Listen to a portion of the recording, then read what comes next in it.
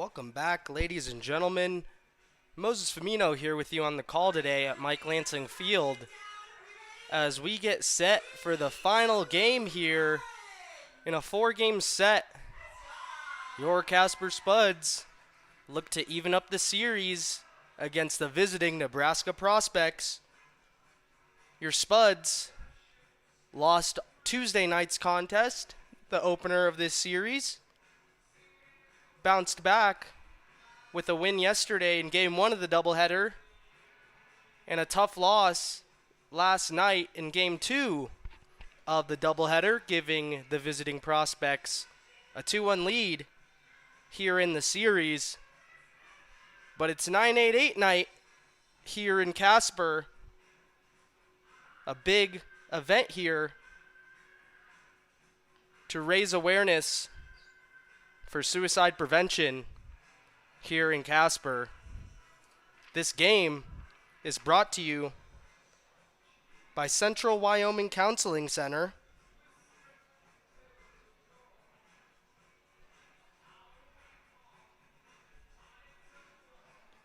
your trusted partner in mental health and addiction recovery. From therapy and crisis support to substance use treatment and housing programs, CWCC is here to help you find hope and healing. Everyone deserves a chance to thrive, and no one gets left on base.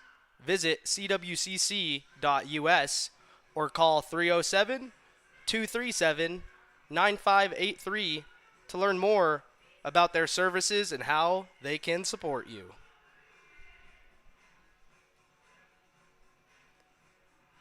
As we get ready for baseball here at Mike Lansing Field, we're going to run through the opposing lineup first for the visiting Nebraska Prospects, led by head coach Gabe Shemwell.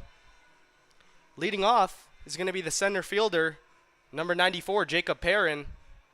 Out in right is going to be number 74, Sean Robinson. Batting third out in left is going to be number 83, Avery Moore. Batting in the cleanup spot is the catcher tonight, number 97, Corey Kozad. Batting fifth, the beer batter of tonight's game here at Mike Lansing Field, is going to be the first baseman, number 80, Finn Hochstein. Batting sixth is going to be the third baseman, number 43, Cody Sizek. Batting seventh, the DH, number 64, Isaac Borges. Batting eighth is going to be the second baseman, the everyday second baseman here in this series, number 60, Ripken Fleck. And rounding out the order is going to be the same man we've seen in the 9 spot all series long, and the same man we've seen at shortstop as well all series long, in number 14, Keegan Stobie. As the head coaches have their meeting with the umpires at home plate, we are just a couple minutes away from first pitch here at Mike Lansing Field on this beautiful Friday evening. Sun's been out all day. Fans are piling into the ballpark. And we get set for a night full of great festivities here at Mike Lansing Field.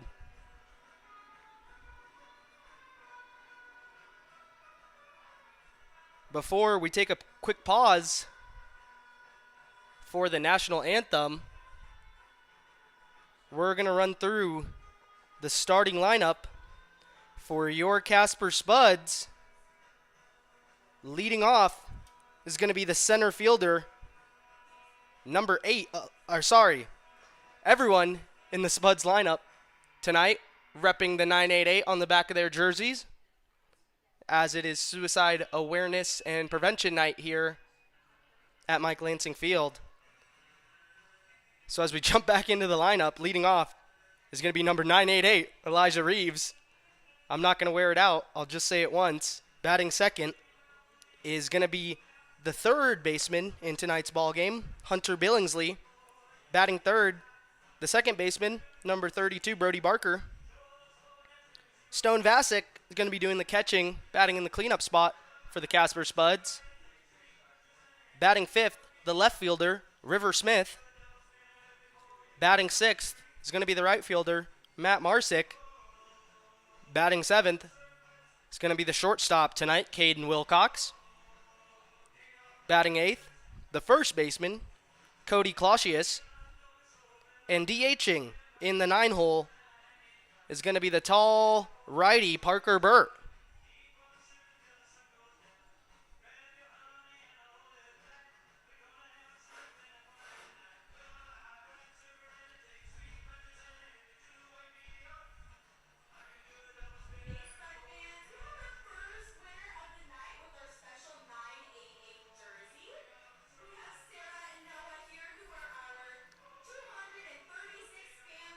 If you or someone you know needs help, you're not alone.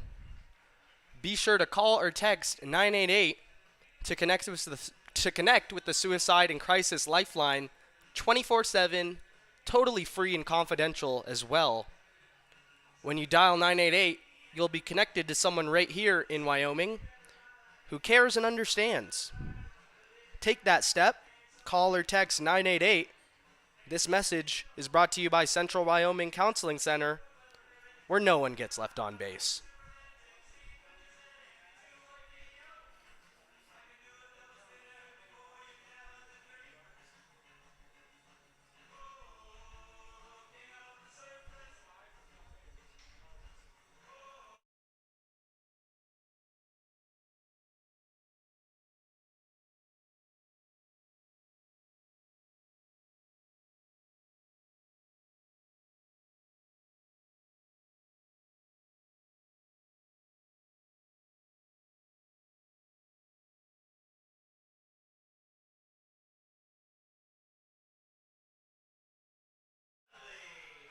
As the best PA in the ILB, Danny announces the starting lineup here at Mike Lansing Field. Let's go over a little recap so far here in this series.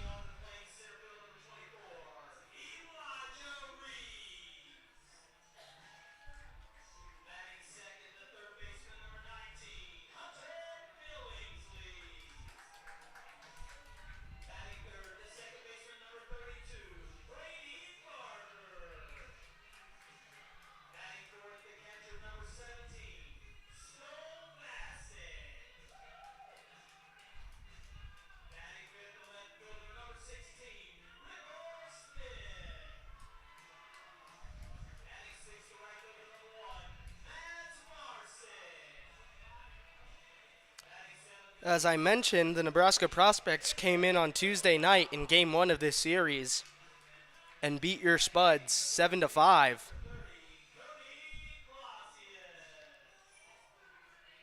The Spuds, after being down 3 through 4 innings, had a huge 5th inning where they put up 4 to take the lead. They also added another one in the 7th for a 5-3 lead, and unfortunately lost the game in the final 2 innings, allowing 3 runs in the 8th and 1 in the 9th, as the Prospects took that one. But they did bounce back, yesterday in Game 1 of the doubleheader, a high-scoring 10-8 ball game. The Spuds putting up 7 runs in the first inning to put the game to rest early. It got close there towards the end as the Prospects clawed their way back into it. But your Spuds came out with the victory. And in the final game of the doubleheader last night, the Prospects winning 6-3 as we pause for the singing of our national anthem.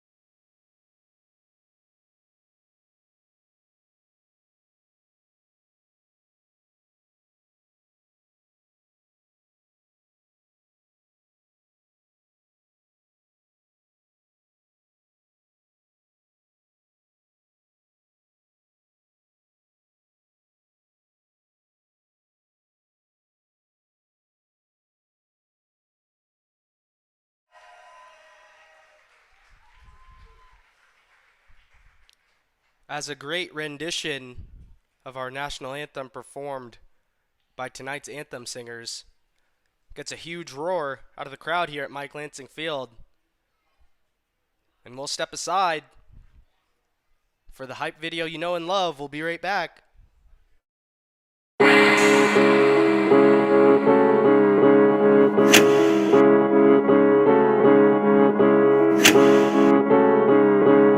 Oh, we got one here.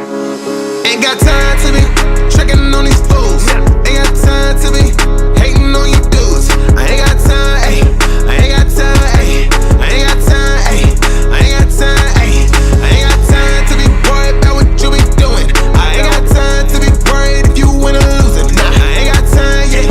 I ain't got time, yeah. I ain't got time, yeah. I ain't got time, yeah. I woke up this morning 5:30. I had to get this money up. I had to start working. Everybody's pockets, they hurting, but mine they keep expanding. I keep splurging on these fools for real.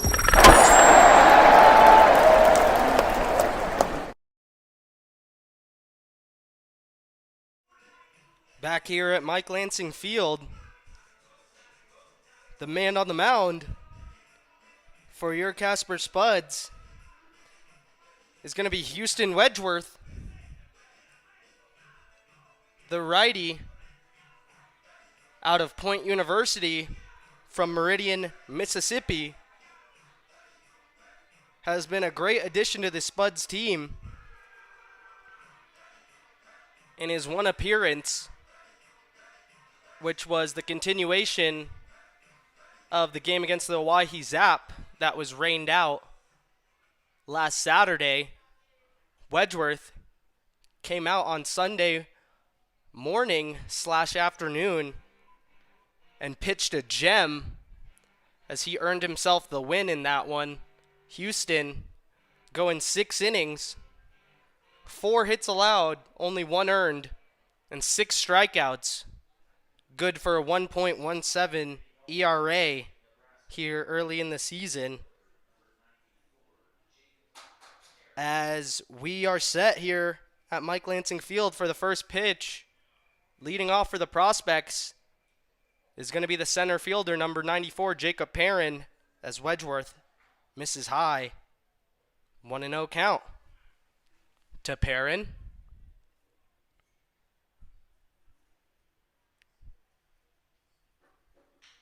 That one's going to be chopped to Wilcox at short. He collects and fires over to Clausius at first, just in time. And 2 pitches into this ball game, Wedgeworth picking up right where he left off, as there's now 1 down here in the top of the first inning. Stepping in is going to be the right fielder, number 74, Sean Robinson.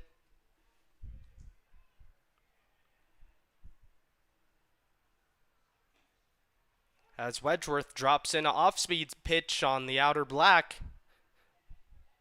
And the count's 0-1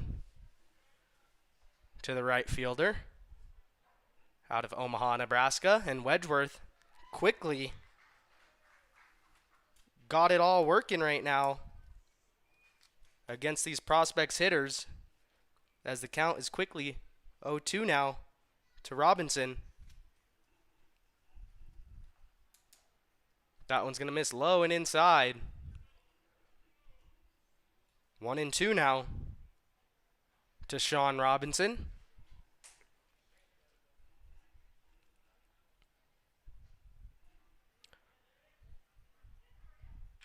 That one going to be ripped out to Reeves in center field. He's going to come in and make the play.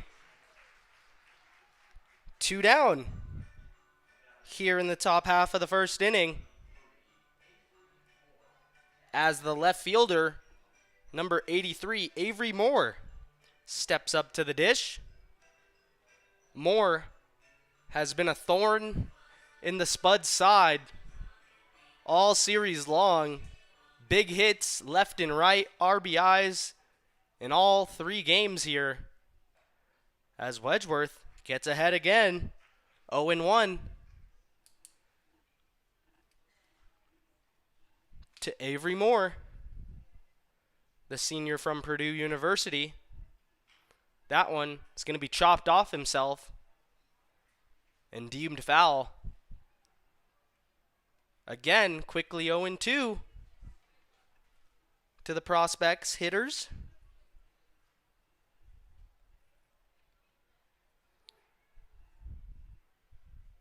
Wedgeworth is a big fisher in his free time. As he looks to take Avery Moore fishing here, that one's going to miss just a bit low. Same wavelength up here in the booth and down on the field as Wedgeworth was trying to get him to chase. But in the 1-2 count, Wedgeworth is set. Here's the delivery. That one's going to be chopped out to right.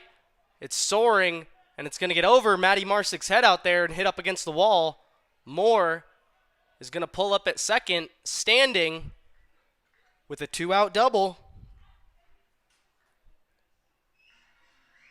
Giving a chance here in the top half of the first inning to the catcher, number 97, Corey Kozad.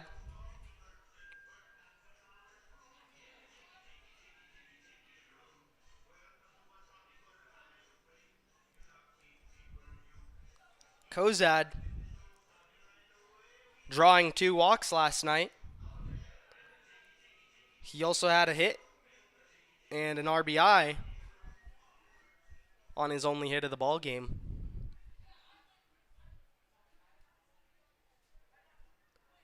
As Wedgeworth attacks with his first man on. And again, getting ahead of these Prospects hitters as he pumps in strike one.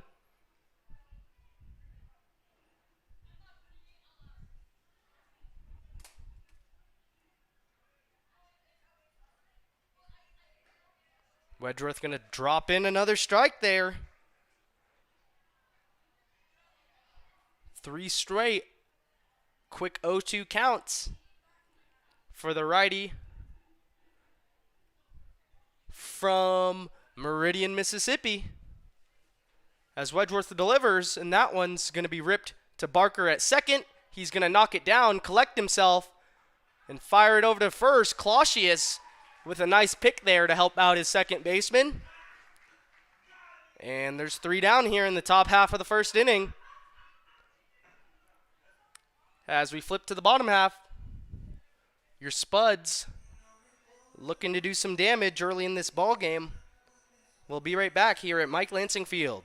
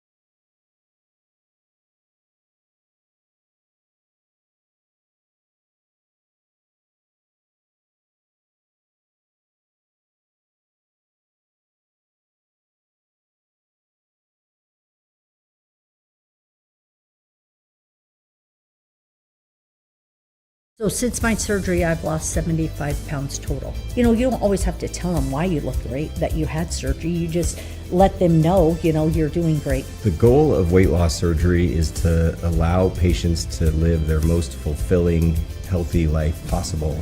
I don't feel like I'm as exerted as I was before. My legs don't hurt. My back doesn't hurt like it did. Doing walks, playing golf. I feel great that I've got to where I am.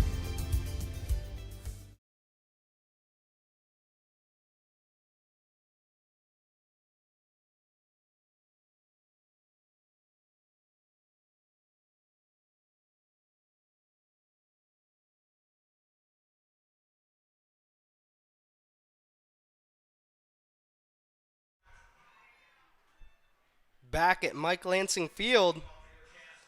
The man on the mound for the Prospects is going to be number 90, Nicolas French. Nicolas was the catcher in last night's ball game, as he does a little bit of both. Pitching, catching, you name it. French is there. As the leadoff man steps up to the dish, it's going to be your center fielder, Elijah Reeves.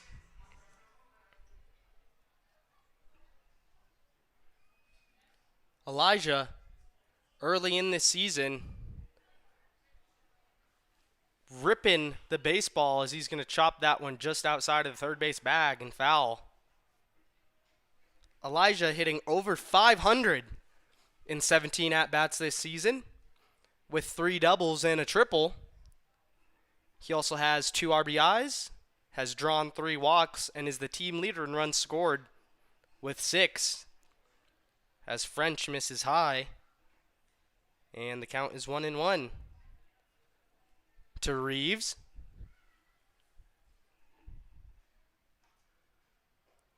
That one's going to miss. Low and away. 2-1 now to Elijah Reeves.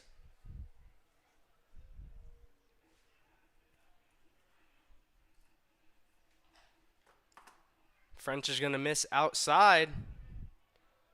Good hitters count here to your first Spuds hitter, Reeves. Looking to do some damage, as he got the night off in Game 2 of the doubleheader. He's going to sky that one out to center field. And it's going to drop in there just in front of the center fielder. Reeves made the turn and is going to get in there with a beautiful slide to beat the tag.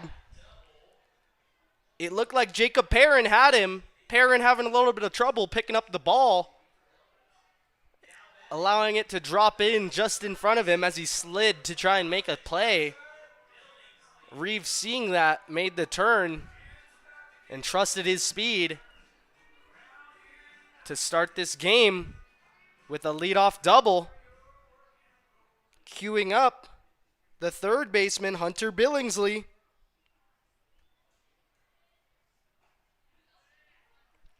As French is going to pump in a strike. 0-1 to your Spuds third baseman, who had a hit last night, an RBI as well, and drew 2 walks. He has been a walk machine early in this ILB season, as that one's going to miss low.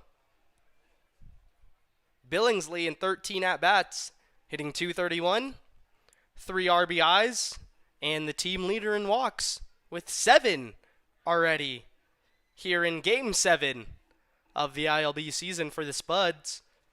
As French checks on Reeves and delivers, it's going to be ripped right at him. Up the middle for a base hit. Reeves is going to score easily.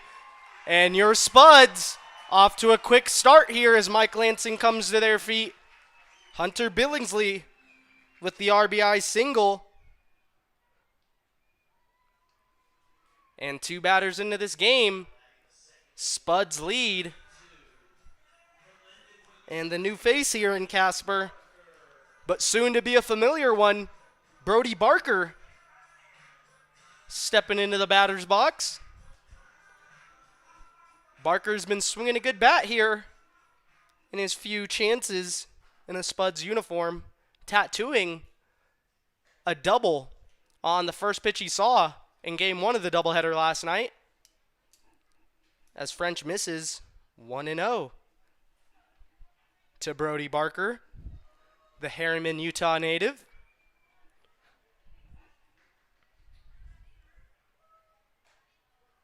French is going to miss outside again, and it's now 2-0 to Barker.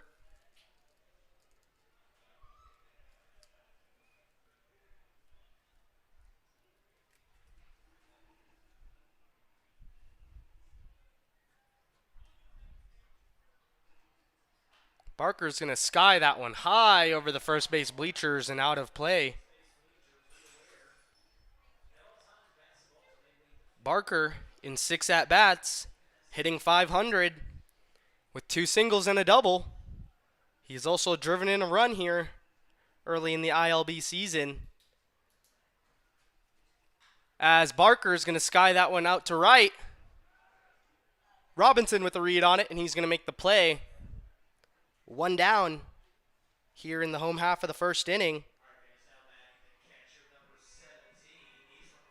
As the catcher, Stone Vasic, is going to get a hack here in the first inning. Stone, one of the better hitters for your Spuds early in this season. 16 at-bats, hitting .312 as French misses high. Vasic also with a 1.075 OPS early in this ILB season. Looking to add to that here. But French is going to pump in a strike, and the count is 1-1. With Billingsley still on at first.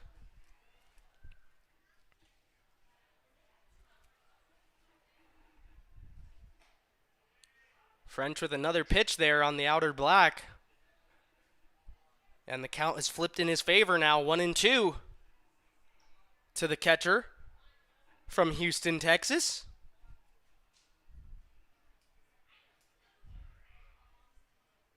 That one's going to miss high. 2-2 now. Vasic, 2 doubles, a homer, 5 RBIs, and also leads the team in being hit by the pitch with 4 early in this ILB season. As Billingsley's going to get a jump, Vasic's going to swing and miss on that one. But Kozad maybe getting a little jumpy there, trying to get a throw off as the ball got away from him, and Billingsley's going to be in safely at second. With 2 down here in the bottom of the first and a man on second, River Smith, the left fielder, is going to step up to the dish, the lefty, out of Livingston, Montana.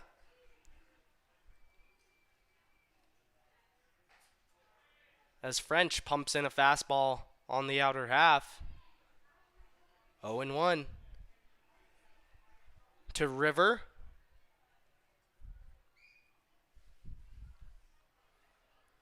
He's going to chase that one.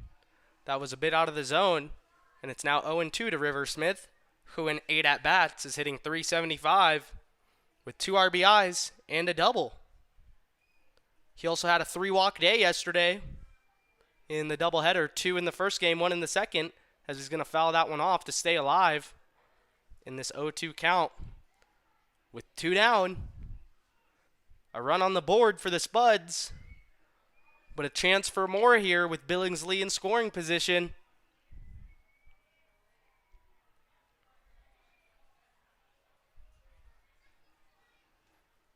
French is set. Here's the delivery. And Smith is going to sky that one deep out to right. That one is going to get out of here. River Smith puts a charge into that ball. And in an 0-2 count, he's going to jump on Nikolai French and drive the second home run in the ILB season out of the ballpark as your Casper Spuds take a 3-0 lead here early on in the ball game. Off the bat, thought that one was going to stay in Mike Lansing Field, but Smith going about 360 to the pull side. And he's going to plate Billingsley on that 2-run home run. As the right fielder, Matt Marsick, steps up to the plate. French missed on the first pitch, and it's 1-0 to Matt Marsick. Now 2-0 to the right fielder. Man, what a pretty swing there by River Smith. Marsick going to swing and miss on that one. 2-1 now.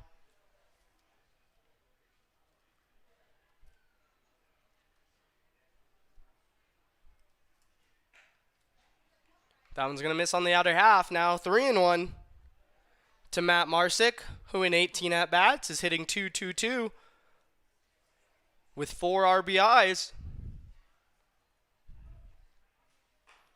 And he's going to take another walk here, his 5th in this ILB season.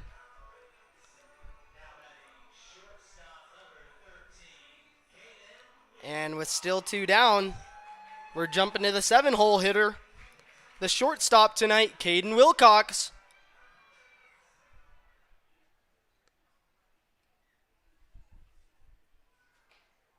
That one's going to be high and inside. 1-0 to the shortstop from Casper, Wyoming, who in 16 ABs here, hitting .250 with 4 RBIs and a triple. He's also stolen 2 bags. As French, a little timid to come back into the strike zone after giving up the homer to River Smith.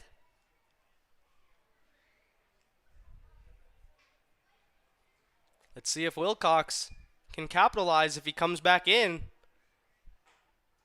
It's going to miss again, high and inside. Now 3-0 to Caden Wilcox.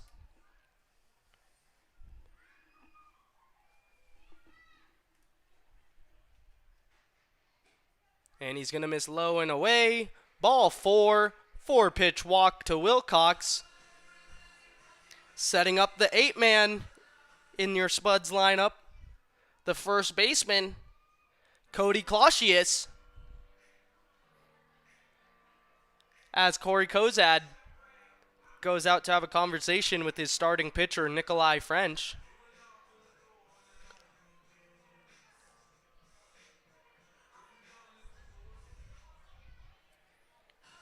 Clausius in 4 games has drawn 4 walks and driven in 3 RBIs. He has 1 extra base hit in this season. It was a double. Another one of those would maybe plate 2 more for your Casper Spuds, as French is set here. And he's going to miss just a bit outside. 1-0 to Cody Clausius.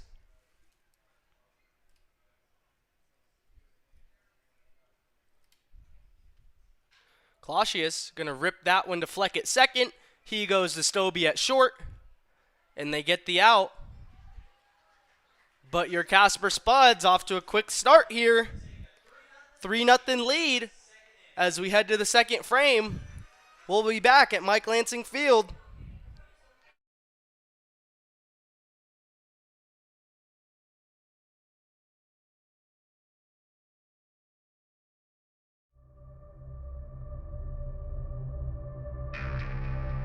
It's the crack of the bat, roar of the crowd, and an ice-cold Budweiser in your hand. Budweiser is the perfect companion to every pitch, hit, and home run. Brewed for those who live for the game and savor the moment. This season, make it a Bud. Budweiser. This Bud is for you.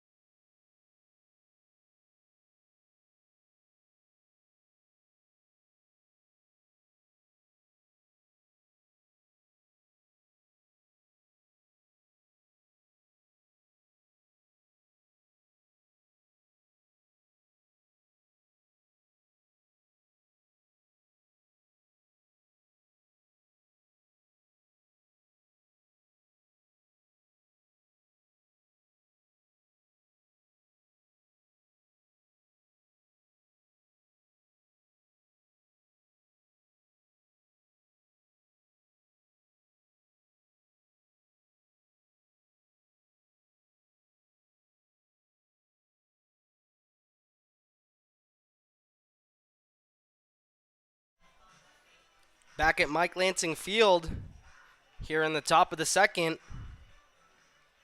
your Casper Spuds jumping out to an early 3-0 lead. Leading off for the Prospects is going to be the first baseman, Finn Hochstein.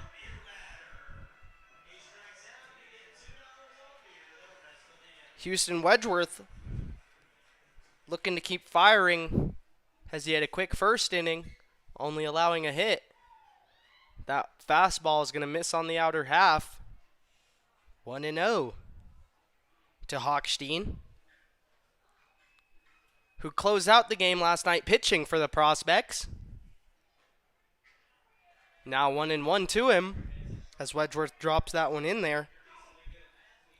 Hochstein went 3 innings, only giving up 1 earned. He struck out 4, but now playing at first here in tonight's contest as Wedgeworth misses outside. And it's now 2-1 to the Prospects' first baseman.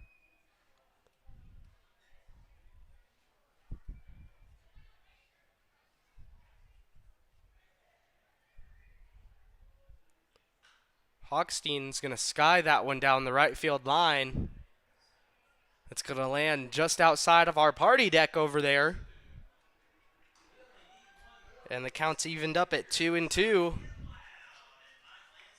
As the beer batter for tonight's game, 1 strike away from going down by way of the K. Mike Lansing Field rising. That one's going to be grounded to Wilcox at short. He's going to fire over to Clausius at first. 1 down here in the the top of the second. Stepping in is going to be the third baseman, number 43, Cody Sizek.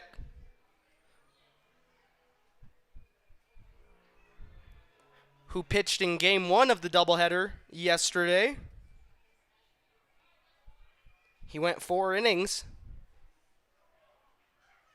As Wedgeworth's going to pump in strike 1 to him. Gave up 7 earned, all of those coming in that first where the Spuds batted around the order. As that one is going to be chopped to Billingsley, comes up firing. And Clausius holds on. 2 down quickly here in the top of the second.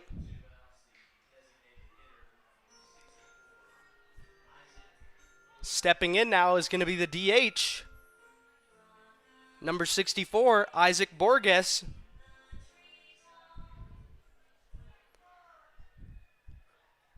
Borges is going to swing and miss on the first offering from Wedgeworth. Borges is a recent graduate from Lincoln East High School in Lincoln, Nebraska. Committed to play at Southeast Community College.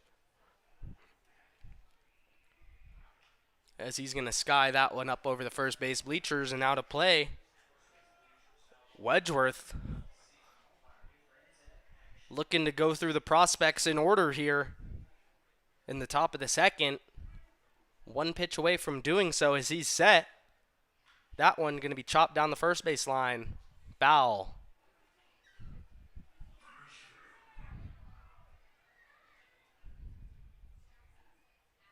Borges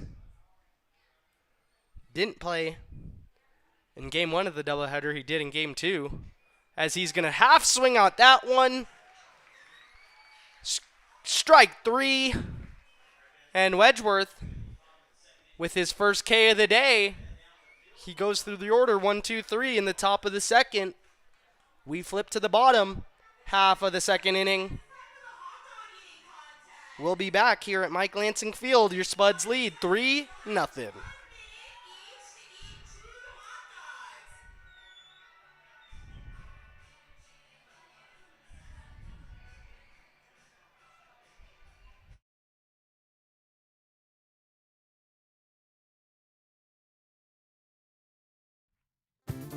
If you're visiting Casper for business, adventure, or just passing through town, Best Western has you covered. With clean, comfortable rooms, free hot breakfast, and a staff that treats you like family, you'll feel right at home, whether near or far. With 3 convenient locations, Best Western in Casper is your base camp for everything Wyoming. Book your stay and rest easy today.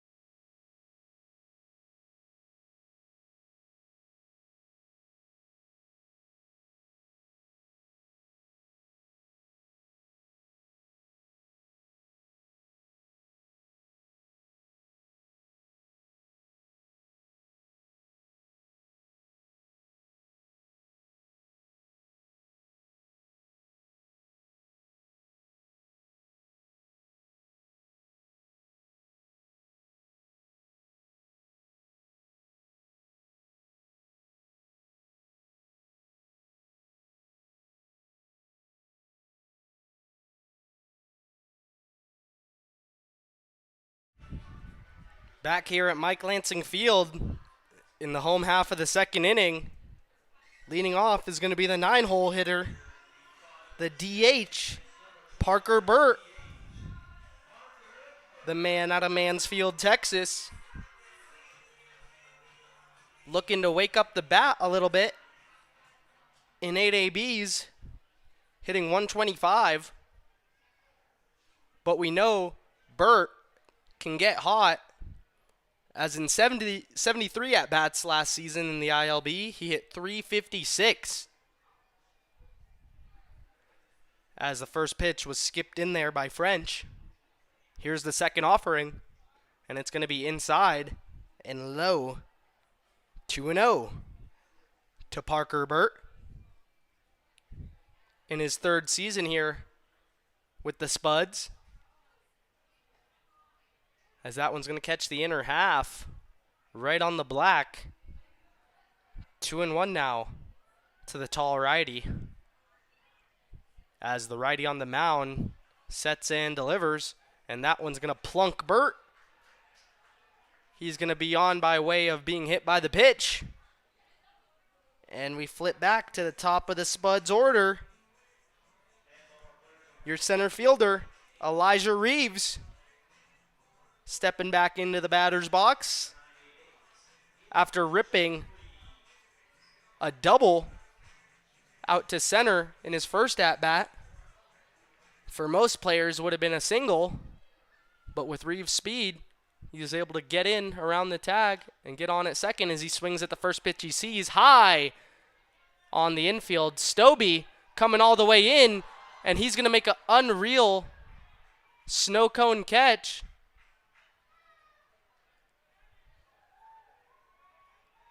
Burt, a little bit confused, didn't think that Stobie came up with that one. And it's going to be an unfortunate double play there for the Spuds. That high pop-up, at first it looked like the catcher, Kozad, was going to call everyone off and make the play. But Stobie coming all the way over from deep short and is going to make the catch just to the right. Apologies, just to the left of the pitcher's mound there. And the Spuds now with 2 down. As Hunter Billingsley steps in, is going to take strike 1 from French.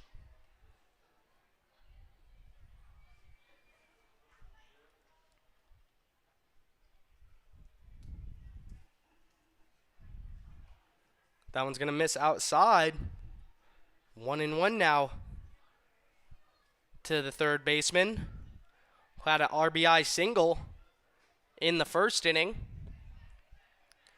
opening the scoring for the Spuds. French is going to miss just outside, and it's now 2-1 to the man out of East Vale, California.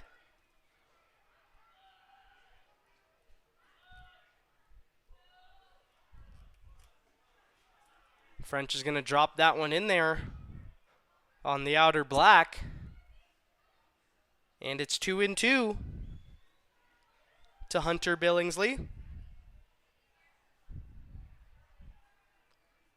The left-handed hitter looking to stay alive. And that one's going to be dropped in on the outer black. Called strike 3. Billingsley goes down looking. And after the first man reached, an unfortunate double play and a K sends us to the third. We will be right back after a quick break.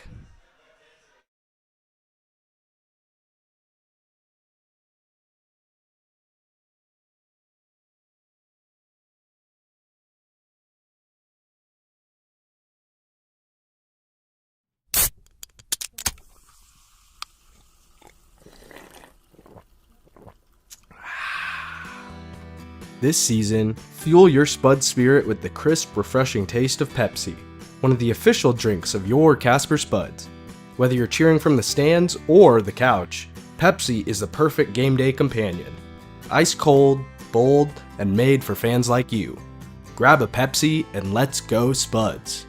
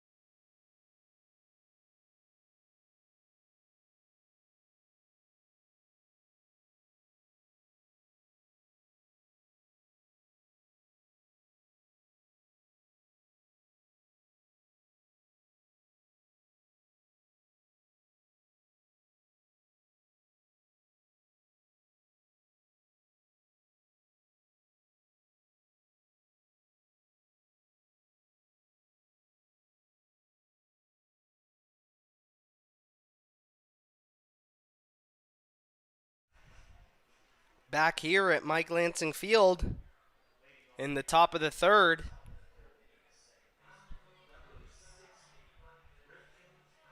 Leading off the inning is going to be number 60, Ripken Fleck, the second baseman for the Prospects.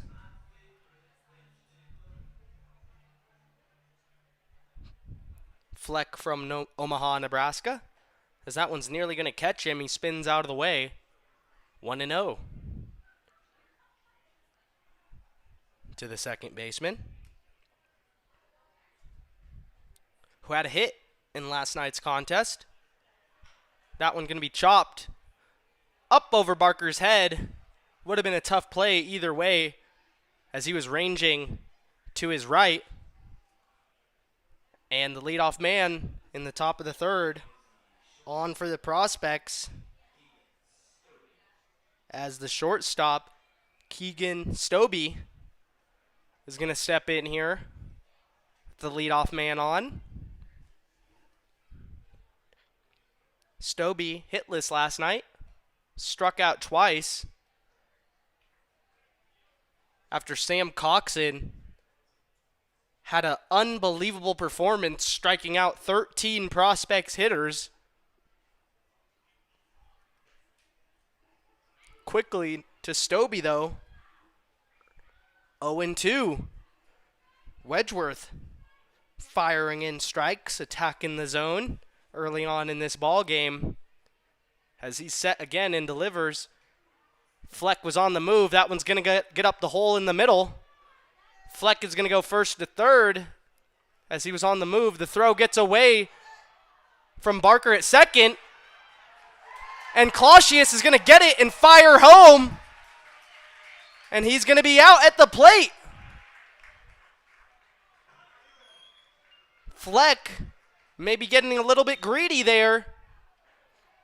And it's going to bite the Prospects as Clausius keeps the first man off the board for the Prospects on that bang-bang play at home plate. Coach Shemwell, not a fan of the call, having a talk with the home plate umpire right now. The Prospects thought he was in there, but Blue saw differently.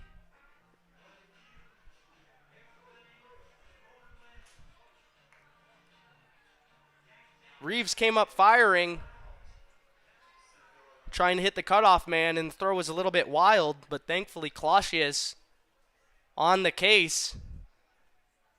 As the Prospects remain off the board, that one going to be inside to number 94, Jacob Perrin.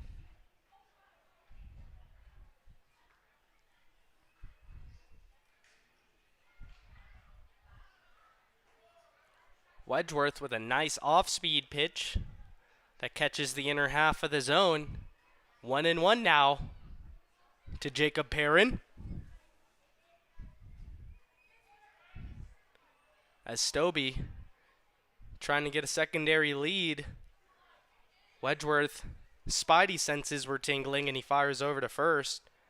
Stobie able to get back in time. As he focuses back up on the hitter, here's the pitch.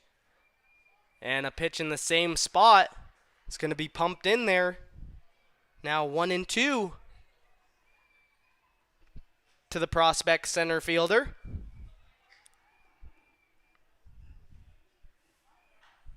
That one going to be chopped outside of the third base bag and foul.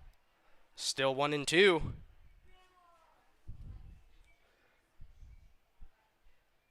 As Perrin wasn't playing in Game 2 of the doubleheader, but came in due to an injury to the Prospects' Alex Wilhelm.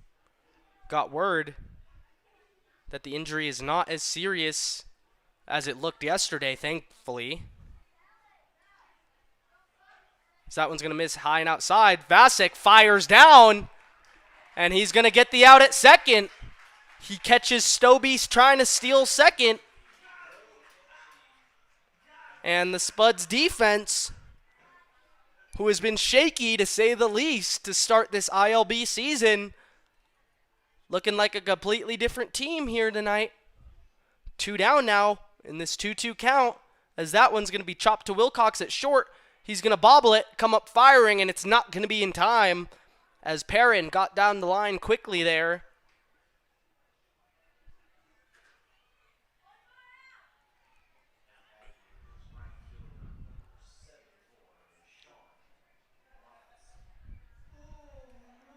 After the error, the right fielder, Sean Robinson, is going to get a chance at the plate with his center field partner on at first in Perrin, as Wedgeworth is going to pump in a strike on the inner half. He's loving that arm side right now, and it's 0-1 to Robinson.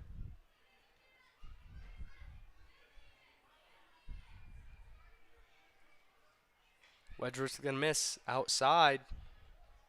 1-1.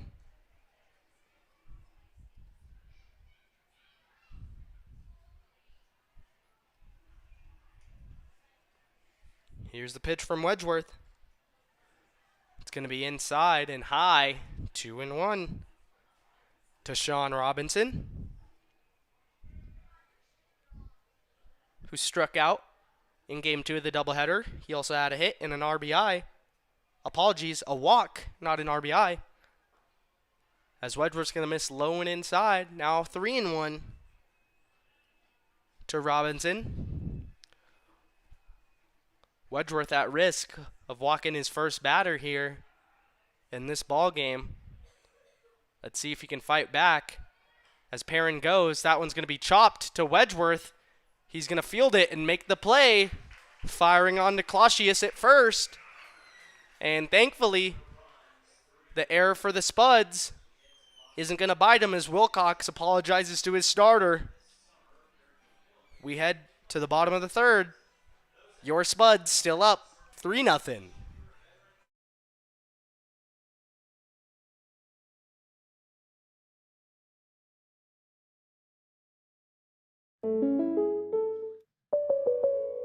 Life in Casper can throw you curveballs, blizzards, hailstorms, or the unexpected fender bender. That's why your local State Farm agents are here, ready to help you and protect what matters most. From auto and home to life and business, they've got you covered. Visit your Casper agent today and get the coverage you deserve. Local support you can count on. Like a good neighbor, State Farm is there.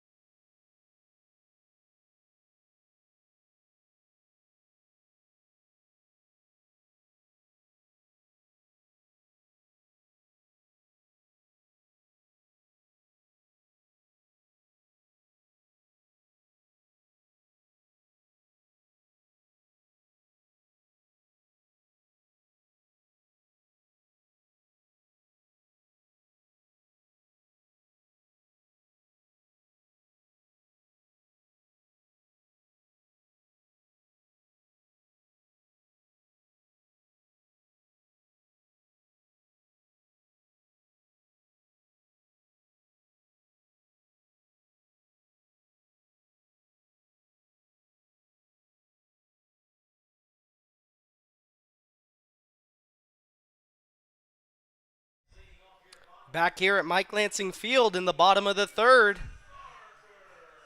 Leading off the inning is the second baseman, Brody Barker, who flew out to right in his first AB here.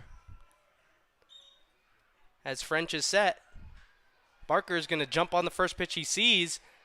It pushes Perrin back, but he's going to make the play on the run, range into his left. And one pitch, one out for the Prospects. As the catcher, Stone Vasic, steps up to the dish. After gunning a runner out at second and applying a quick tag to keep a run off the board in the top half of the third inning.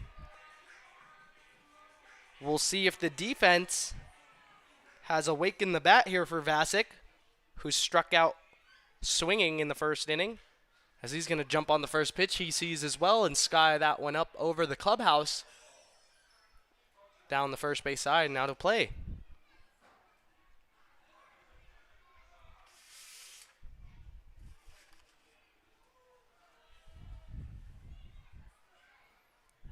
French with the delivery.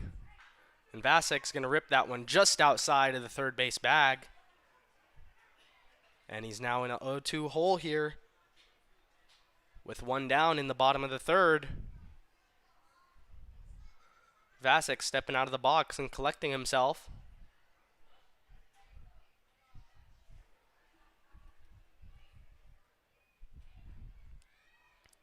He was hitless in last night's ball game. Struck out once. As he looks to get back in the hit column.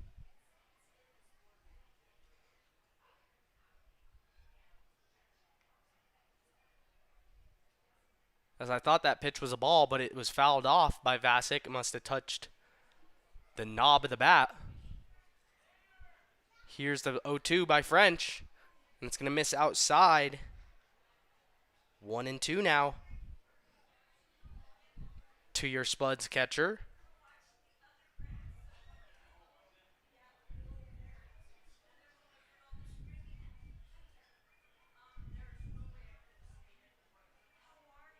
French into the windup. Here's the pitch. And it's going to miss on the inner half. 2-2 now. To Stone Vasic. Normally number 17, but repping the 988 jersey just like the rest of his teammates here tonight. Here's the pitch by French. That one's going to miss high. And Vasic, after being in an 0-2 hole, has worked the count full. Again, it's suicide prevention and awareness night here at Mike Lansing Field as French pumps in a high ball. And Vasic fighting his way back into that at bat and drawing himself a walk.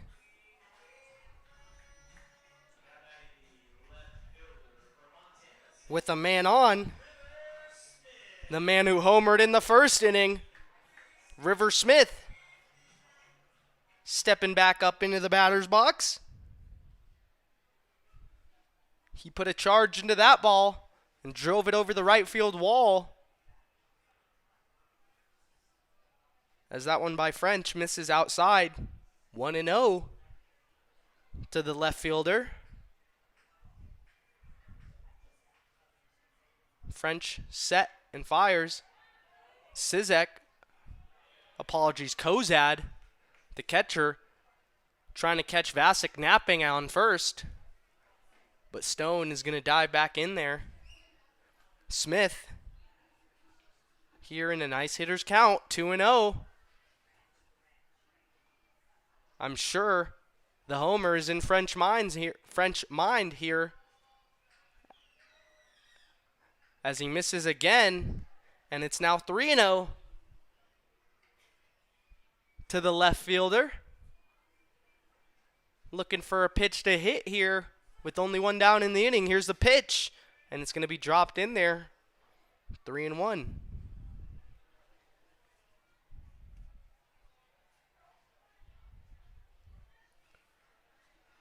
River coming to us from Montana State University Billings.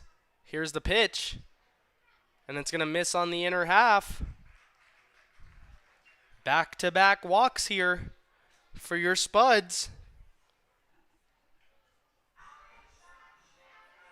Teeing up. Matt Marsick, the right fielder, who drew a walk of his own in the first inning.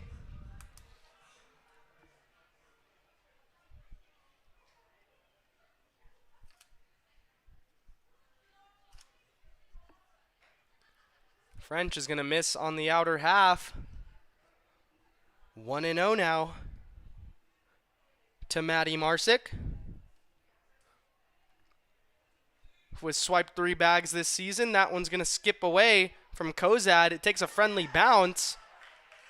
If it was a good throw, he would have gotten Vasic at third, but it was a bit offline. And Sizek was unable to hold on to that one. As now with 2 runners in scoring position for Marsick in a 2-0 count with only 1 out. Spuds looking to add on to their lead here in the bottom of the third. Here's the offering from French. And it's going to be dropped on the outer black.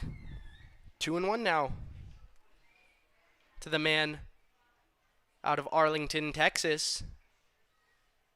The lefty looking to do some damage as he takes ball 3 now. And French struggling a little bit with the command here early in this ball game. In jeopardy of walking his 3rd straight hitter. Here's the pitch. Marsick's going to chop that one foul to the backstop. And we got a full count here with 2 men on. Still only 1 out. French is set. Here's the payoff pitch. And it's going to be high. Ball 4. 3 straight walks given up by French as head coach Gabe Shemwell marches to the mound. And all the Prospects infielders come in for a little mound visit here.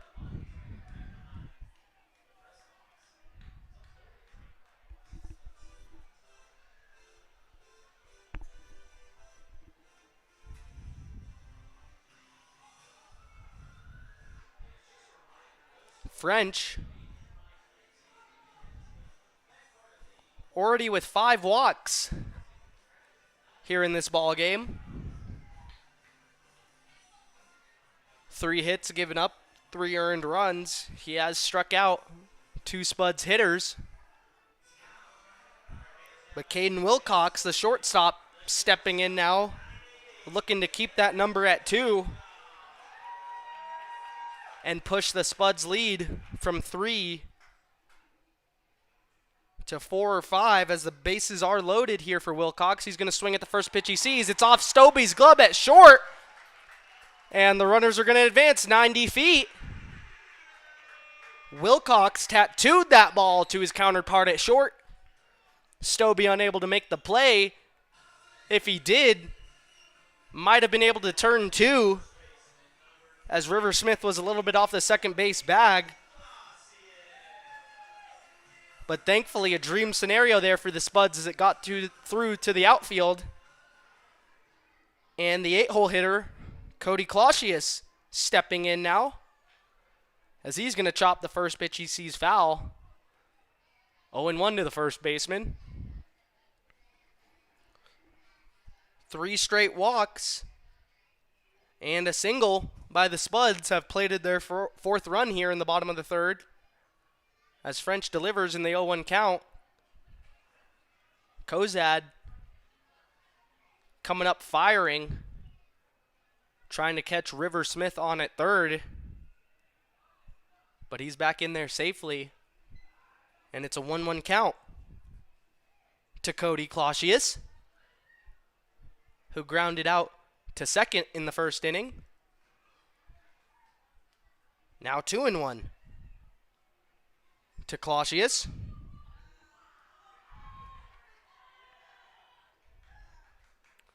Base is still loaded. Only one out.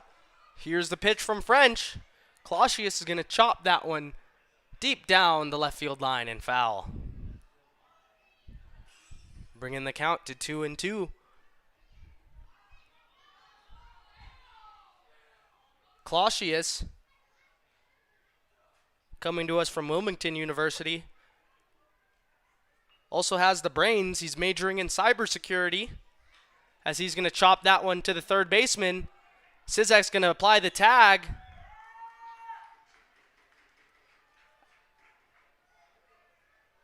As he fired over to first after he applied the tag. And he does get Clausius.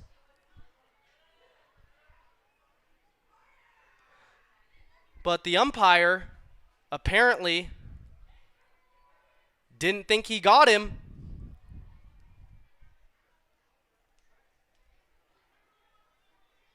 A run will score for the Spuds.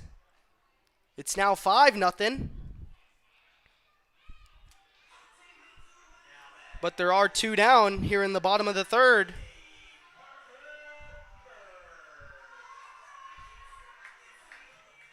With two men still in scoring position with two outs for the DH, Parker Burt.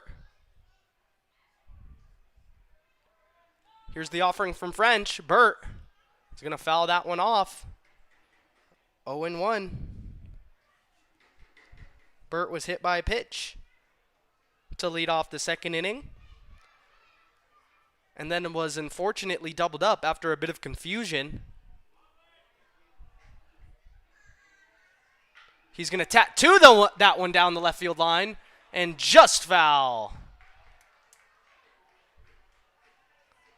It would have brought home two more runs for the Spuds. But unfortunately, Burt just pulled it foul. And he's now in an 0-2 hole.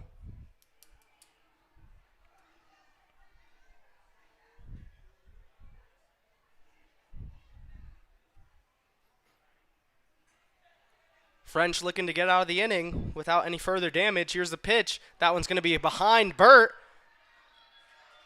And Matty Marsick's going to come in to score on the wild pitch. As Wilcox advances to third. And it's now 6-0 here for your Casper Spuds. Their second 3-run inning here in this ball game.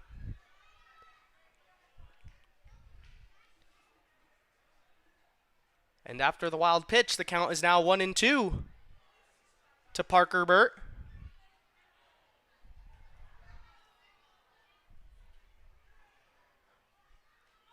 French is going to miss outside. And the count jumps even to 2-2 to Burt, the DH tonight.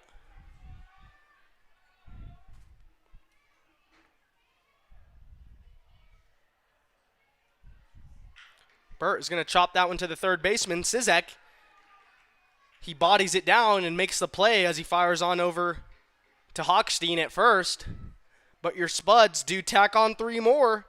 We turn to the sixth inning as they lead 6-0. Each day the sun will rise and fall. We face challenges, the oil field evolves, and Vault finds solutions. Privately owned with a singular focus on wellhead products and services, Vault Pressure Control was built from the ground up to face the industry challenges head on. With safety at our core, Vault's equipment and services are engineered to provide versatile solutions to fit your operational needs. Experience the evolution of wellhead.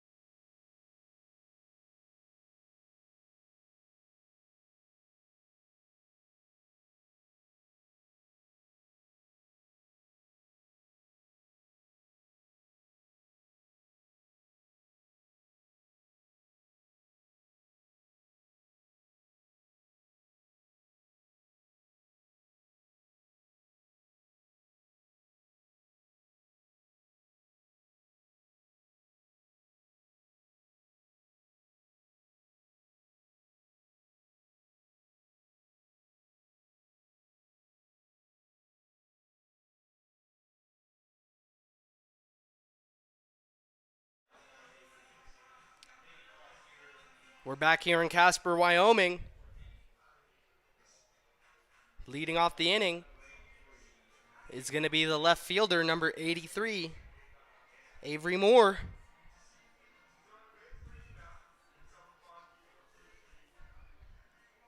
Moore with a hit in his first at-bat. A stand-up double. Wedgeworth is going to miss just a bit low. And it's 1-0 to the left fielder.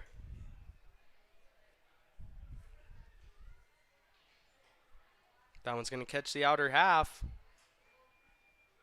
And it's now 1-1.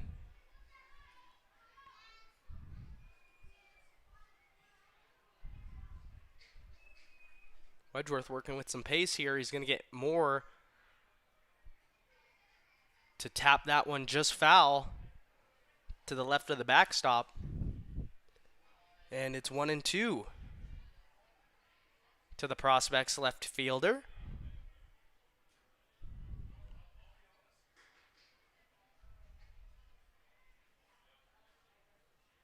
Wedgeworth is set. Here's the pitch. That one's going to be ripped to Barker, who makes a diving play at second. Oh, what a beauty over there by Brody Barker, as Moore tattooed that one. And it had a single written all over it, but Brody had other ideas as he backs up his pitcher, Wedgeworth. And with one down, the catcher, Corey Kozad, is going to step up to the plate. Wedgeworth's going to miss high and outside. 1-0. Wedgeworth, so far so good. 1K, 3 hits. He hasn't given up any free passes. That's been the big thing here. As Kozad tattoos that one out to left, it pushes River Smith back to the warning track, but he's going to make the play. Kozad a couple feet away from getting the Prospects on the board with a solo shot. But it's going to drop in on the warning track at Mike Lansing Field. River Smith making the play out there. And with 2 down here in the top of the 4th, the beer batter Finn Hochstein is going to step in as Smith misses arm side. 1-0.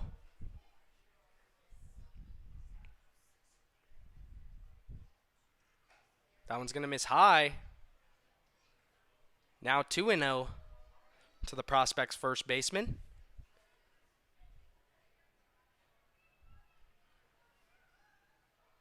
That one's going to get up and over Vasek's glove and roll to the backstop. As Wedgeworth, yet to walk a batter, in jeopardy of breaking that streak here. Here's a 3-0 offering. He's going to get Hochstein to chop it to Billingsley, who comes up firing, and he gets him on at first. 1-2-3 inning here for Wedgeworth, who continues his dominance. And we head to the bottom of the 4th. Your Spuds lead 6-0.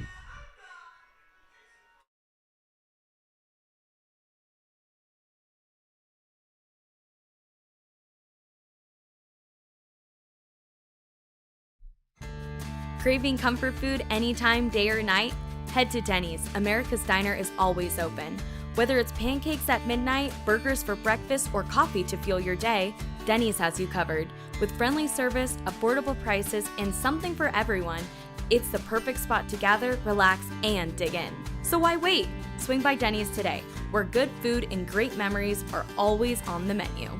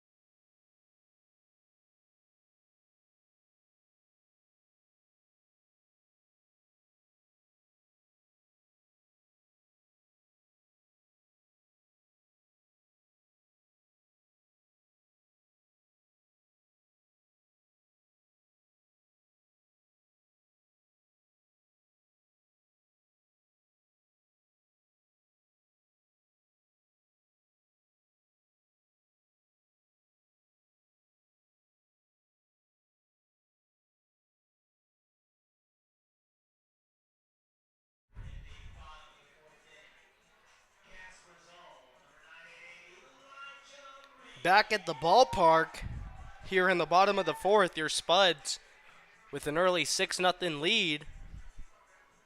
Elijah Reeves is going to step in for his third at bat here in this one.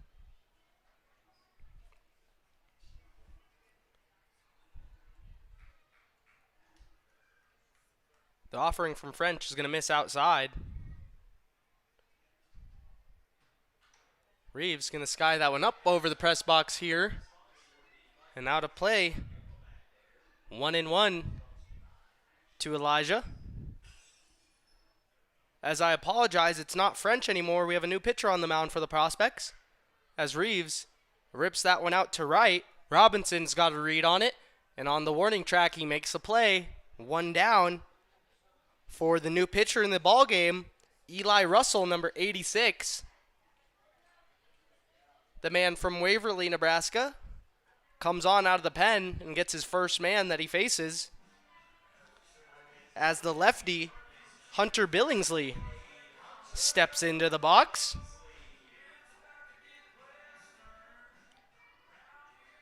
Hunter with an RBI single in the first, a looking strikeout in the second.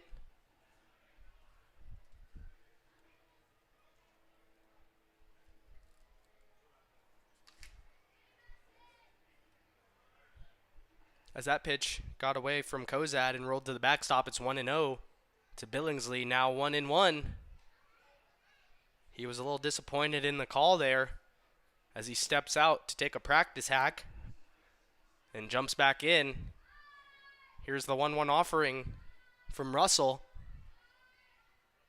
It's going to be outside. Now 2-1 to Hunter Billingsley.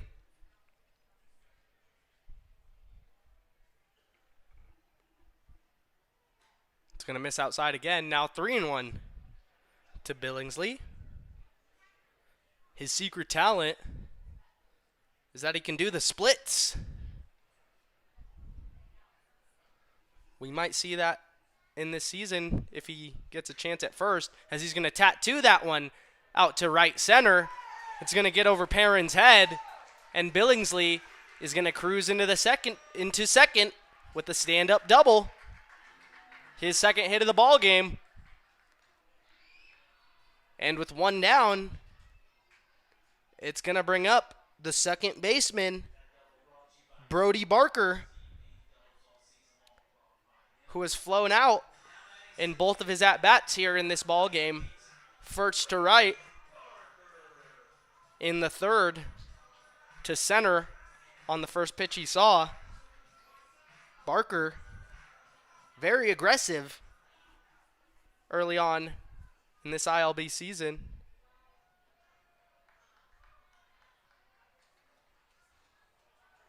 As a balk is going to be called on Russell, and Billingsley is going to get to move up 90 feet. He's now on third before a pitch is even thrown to Barker, as Brody chases the high fastball.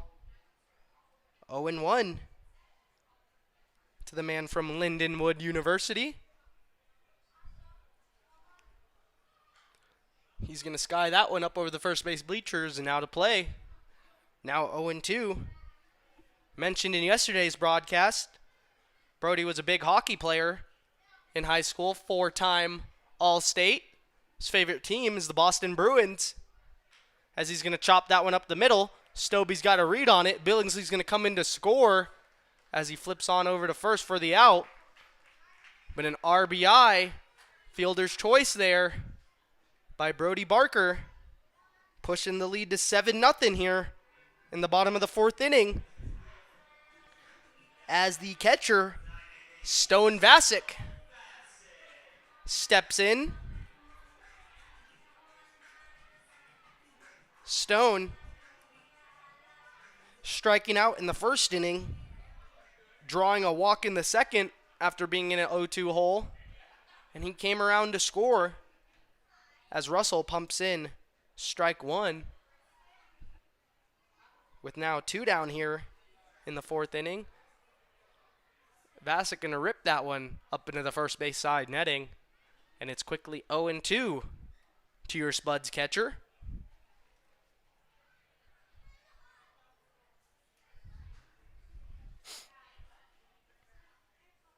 Russell set. Vasic in. A long pause from Russell on the mound. Here's the delivery. And Vasic is going to chop that one high out to the outfield. The right fielder, Robinson, coming in and making a sliding grab there. And it's going to be a 1-2-3 inning here for the Prospects. Russell coming out of the pen and getting the job done for the Prospects. A run will score.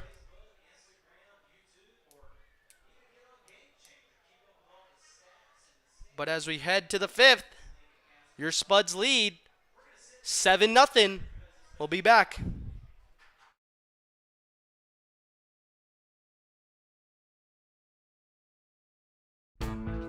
Hungry for pizza that hits the spot every time? Order from Papa John's. Made with fresh dough, quality ingredients, and that signature garlic sauce you love.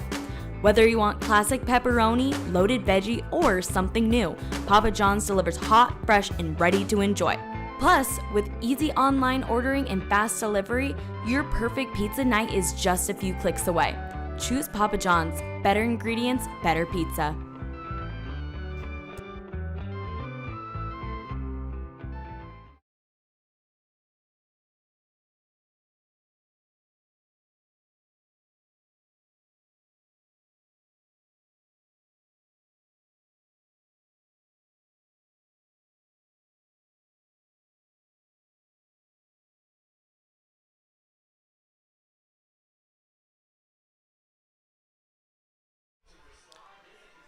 Back at Mike Lansing Field as we turn to the top of the 5th. Tonight's game is a reminder that mental health matters and support is always within reach. Whether you're facing stress, grief, or substance use challenges, help is available. Let's stand together and break the stigma around mental health because no one gets left on base. This message is brought to you by Central Wyoming Counseling Center, where no one gets left on base.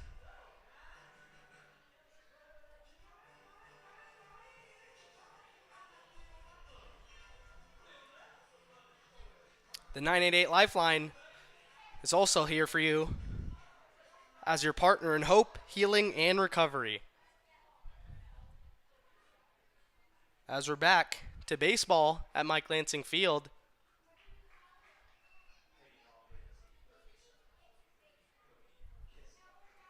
leading off the inning is going to be the third baseman, Cody Sizek, as Wedgeworth pumped in a first pitch strike to him. He's going to miss outside and away, and it's now 1-1 to the third baseman, who is hitless here in his one at-bat. He's going to rip that one to Clausius at first. It's going to get under his glove and out to Marsick in right as Sizek leads off the inning for the Prospects with the single. And it's going to bring up the DH, Isaac Borges, who struck out in his first AB earlier in this ball game. Wedgeworth delivers, and that one's going to be high and inside. 1-0 now to Borges.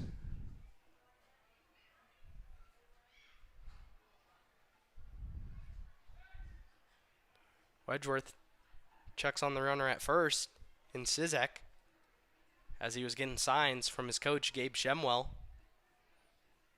Here's the 1-0 offering. And it's going to miss again. Now 2-0 to the DH for the Prospects.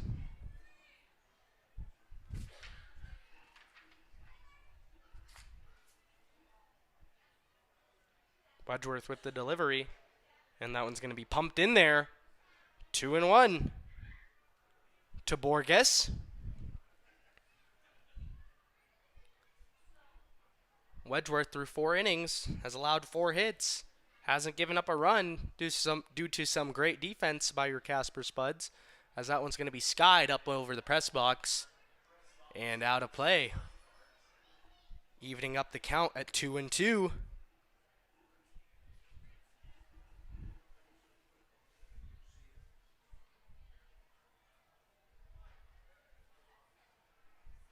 That one's going to skip away from Vasic, and Sizek is going to advance to second standing as this count is now full to the DH for the Prospects. As he steps back in, Wedgeworth comes set. Here's the pitch. And it's going to be pumped in there. Called strike 3. Borges goes down looking. And Houston Wedgeworth gets his second K of the day. As the 8-hole hitter, number 60, Ripken Fleck, steps in with a man in scoring position. 1 down in the top of the 5th inning. That one going to be chopped just outside of the third base bag and foul.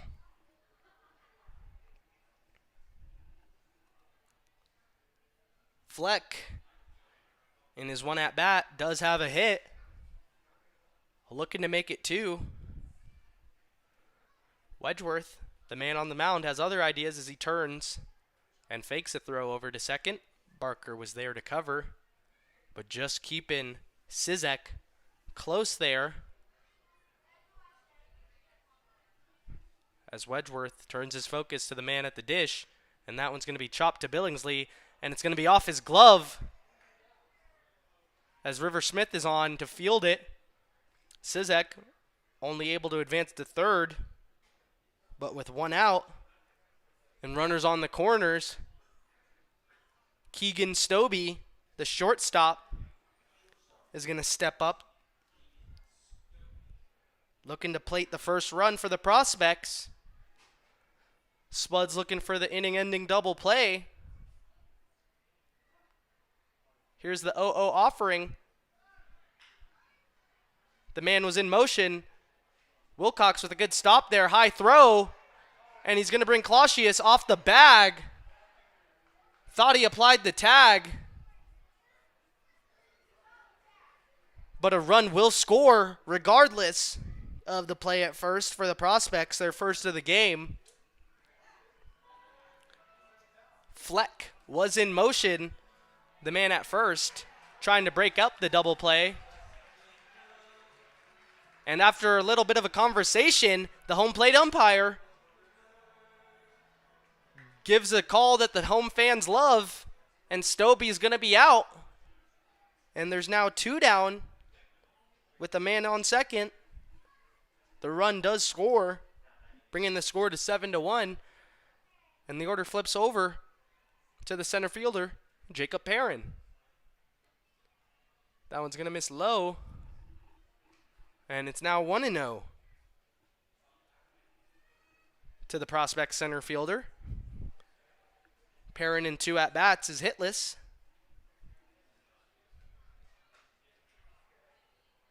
That high one is going to be pumped in there, and it's now 1-1.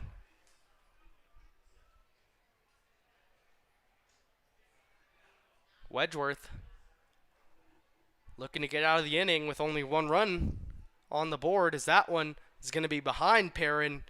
Good stop there by Vasic to not allow Fleck to advance to third.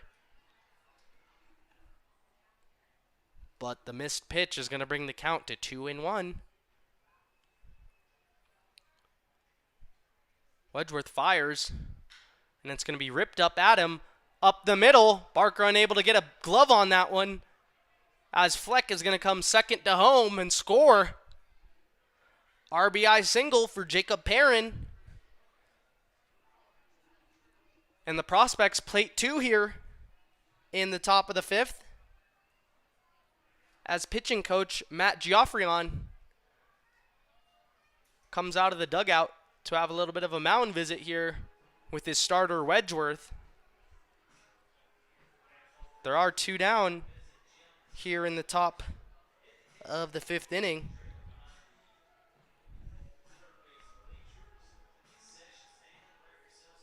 Again, it's a 9-8-8 night here at Mike Lansing Field. Suicide prevention and awareness night at the ballpark. bringing out many fans repping the 988 jersey, similar to all the Spuds repping the 988 as well.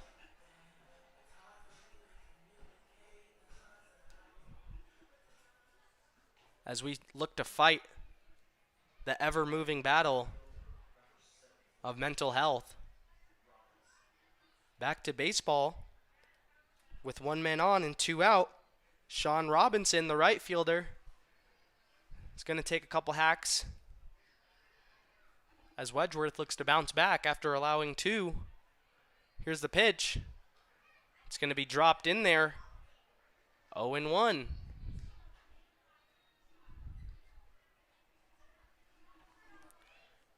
Robinson hitless in his 2 ABs here tonight.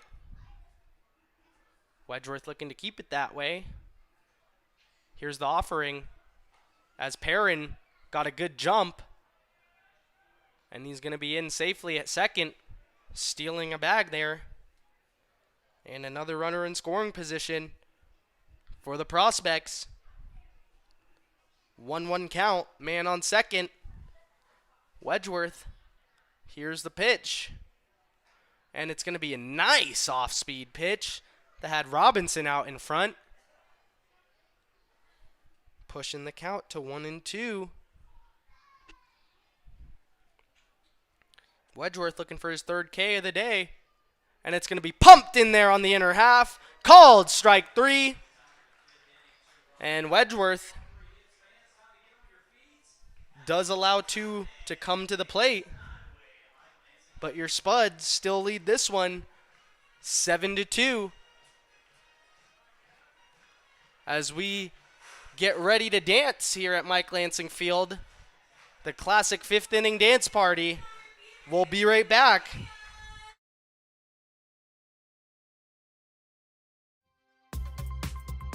Looking to get active and connect with your community? The YMCA of Natrona County and Casper has something for everyone. State-of-the-art fitness equipment, youth programs, swim lessons, and more. Whether you're chasing goals or just getting started, the Y is here for you. Visit CasperYMCA.org and join a community that moves you forward.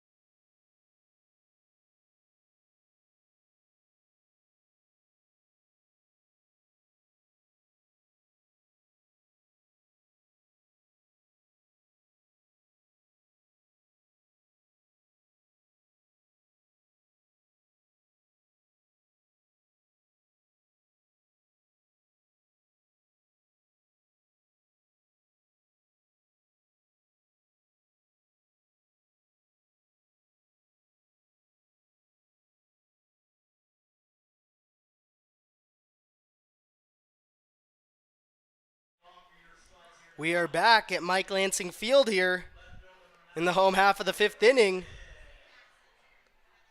Leading off the inning is going to be the man who crushed a homer in the 1st inning, River Smith. Smith has reached base in both ABs here in this one. A home run and a walk as he is going to rip that one out to center. Perrin makes a couple steps to his left and puts out Smith. River really hitting the ball well, though, here the last few games.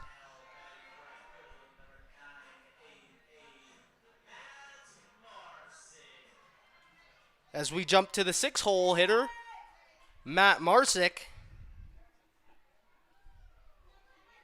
Here's the pitch from Russell.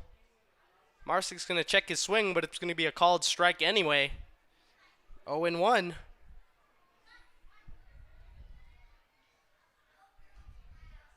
That one's going to miss inside. Evening up the count at 1-1 now.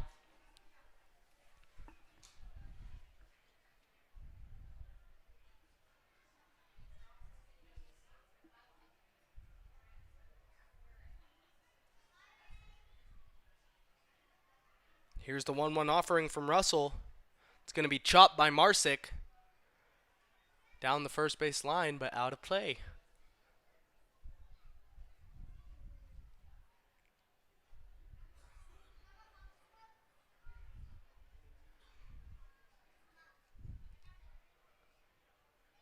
Here's the 1-2. Marsick's going to rip that one up the middle for a 1-out base hit. And that's going to bring up the shortstop, Caden Wilcox, who has reached base in both ABs as well. A walk in the first, an RBI single in the third. Let's see if he can keep it going. The on-base streak, that is. As here's the 0-0. It's going to be high. Now 1-0 to number 988.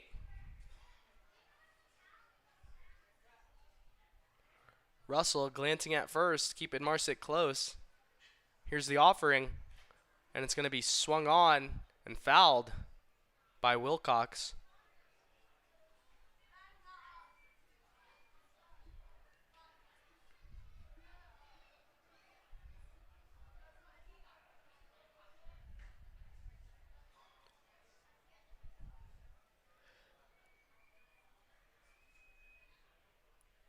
As we reset, 1-1 count, 1 down. Here's the pitch from Russell. As Marsick goes, that one's going to be ripped up the middle for a base hit. Marsick advances 90. Wilcox on at first. Back-to-back batters reach for your Spuds.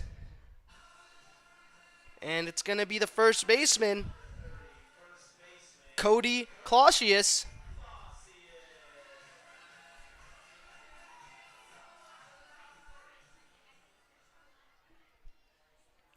Who is hitless here today, but does have an RBI.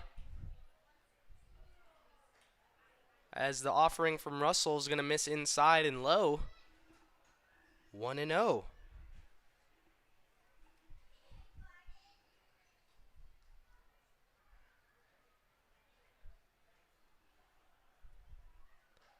Another pitch from Russell is going to miss outside. And the count's now 2-0 to Cody Clausius.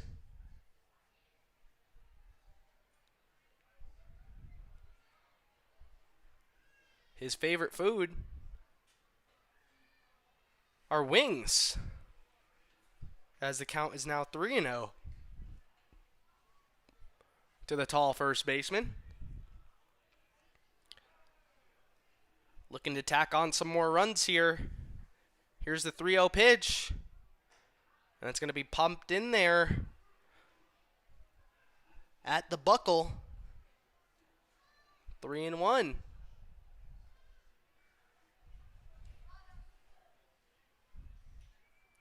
Clausius is going to rip that one off the end of the bat. And Stobie is going to catch that flare out on the outfield grass. 2 down here in the bottom of the 5th. The DH stepping in, Parker Burt. Looking for his first hit here tonight. He was hit by a pitch in the second inning. Grounded out to third in the third. Here's the 0-0. It's going to catch the lower half of the plate. 0-1 to Parker Burt.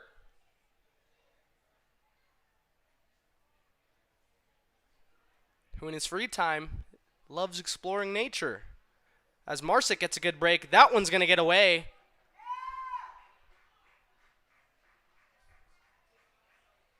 That one apparently caught Burt. And he's going to be hit by another pitch here in the 5th inning. And with the bases loaded and 2 men out, we're back at the top of the order. Elijah Reeves.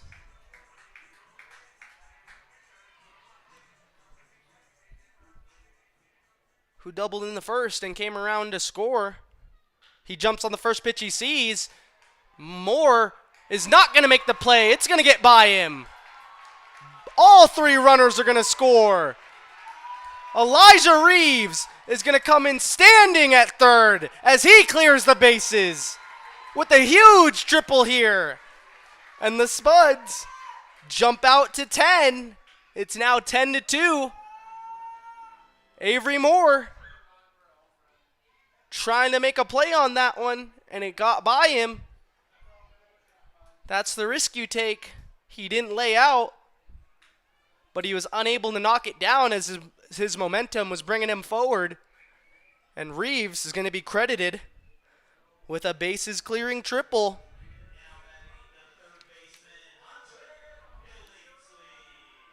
The third baseman, Hunter Billingsley, stepping in as the pitch from Russell misses outside. 1-0. Reeves, a double and a triple tonight.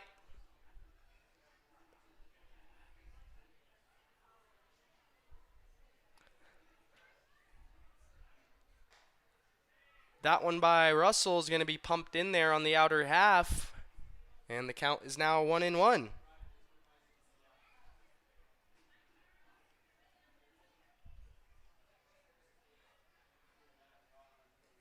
That one's going to miss. Low and inside. 2-1 now to Hunter Billingsley, who has 2 hits of his own, a single, an RBI single in the first, and a double in the fourth, where he came around to score.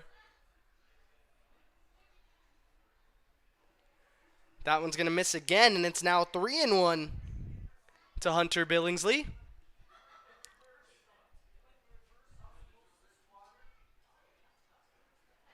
Here's the pitch from Russell. Billingsley's going to tattoo that one out over by the party deck. Thankfully, we have a fence out over there as the fans were ducking for cover. But we got a full count here. 3-2 to H. Bills. 2 down here in the home half of the 5th inning. Spuds plating 3 due to the bases clearing triple by Reeves. That one's going to miss inside. And Billingsley, he's been doing it all season, is going to take another walk here with 2 men out. And with runners on the corners now, the second baseman, Brody Barker, looking for his first hit tonight. He's flown out twice. Does have an RBI on a fielder's choice. Here's the 0-0 from Russell. And Barker is going to jump on the first pitch he sees, driving Perrin back out in center a couple steps. He comes back in and makes the play. 3 down here in the bottom of the 5th. But the big hit by Elijah Reeves plates 3. And your Spuds lead by 8 as we turn to the 6th. 10-2.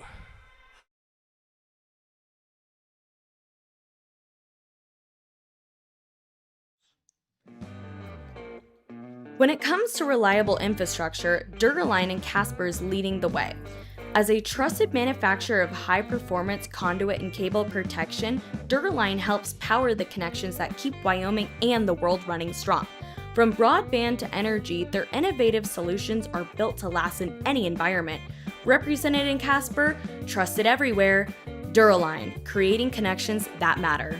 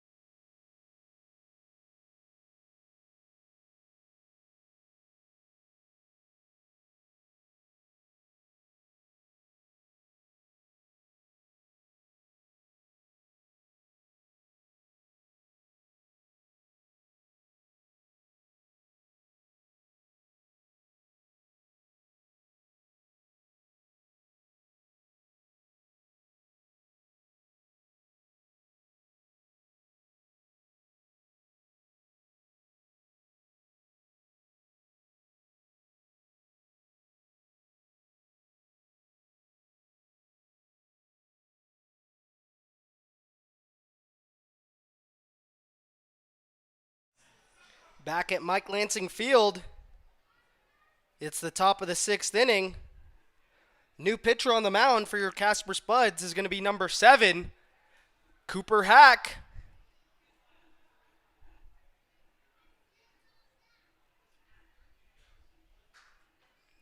Houston Wedgeworth, his final line here today, 5 innings, 5 hits, 2 runs, 3 strikeouts. As Hack misses on the first pitch, and it's 1-0. Leading off the inning is going to be number 83, Avery Moore.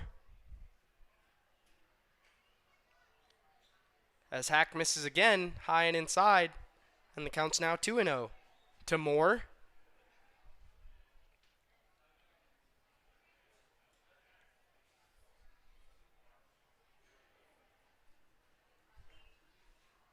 Here's the pitch from Hack. And Moore is going to rip that one to Wilcox, who drops to a knee and makes the catch. On the line out to short. 1 down here in the top of the 6th. As the catcher, Corey Kozad, steps in. Hack already bouncing back from his first appearance, which was on opening night, where he was unable to record an out. Already off to a better start here today. That one's going to miss low and outside. 1-0 now to the catcher. But he gave up 2 walks, hit a batter, and was charged with 2 earned in that opening night loss. As he misses inside, and it's now 2-0 to Corey Kozad.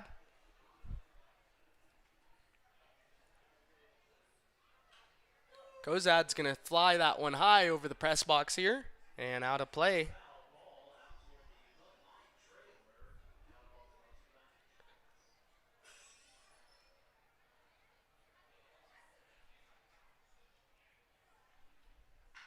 Kozad's going to rip that one up the middle for a base hit.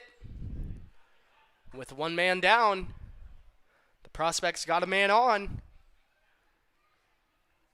And stepping in is going to be the first baseman, Finn Hochstein.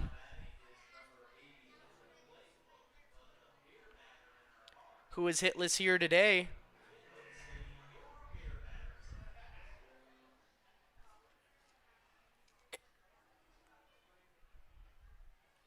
As Hack throws over to keep Kozad close.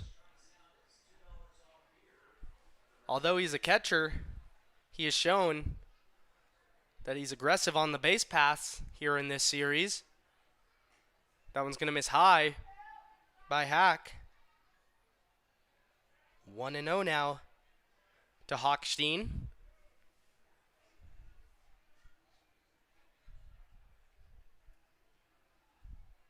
That one narrowly misses Hochstein on the inner half. And it's going to be 2-0.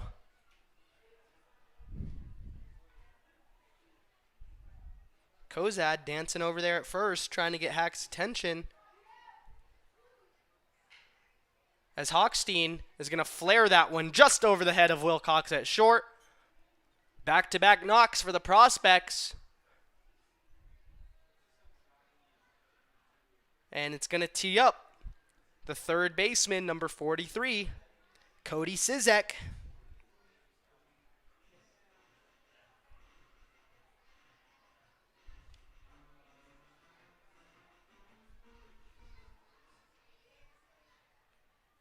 The 0-0 from Hack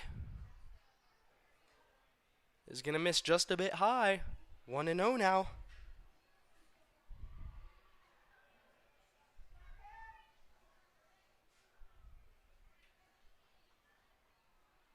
The man on the mound is set. As Kozad broke for third, Hack still had the ball. And unfortunately, the throw pulled Billingsley the opposite way. He held on, but he couldn't apply the tag in time. As Kozad advances to third, and there's now runners on the corners for Sizek. Hack is going to drop in a strike. 1-1 to the Prospects' third baseman. The 1-1 offering is going to be popped in there on the inner black. Now 1-2 to Hochstein.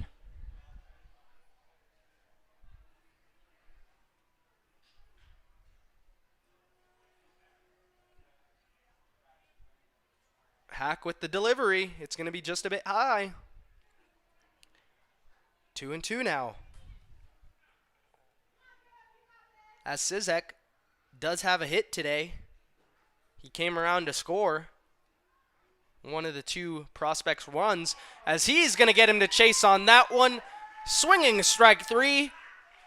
And Cooper Hack gets his first K of the ILB season here. 2 down in the top half of the 6th inning. As the DH steps in, Isaac Borges, in 2 at-bats, he's struck out both times. Here's the 0-0. It's going to be swung on and missed.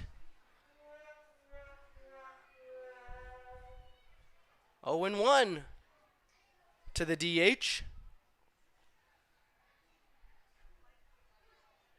As the runner breaks from first, the throw is going to be in time to get him. Vasic throwing runners out left and right here.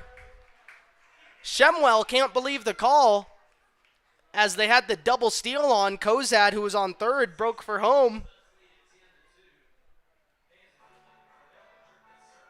Had Hochstein gotten in there, another run would have scored for the Prospects.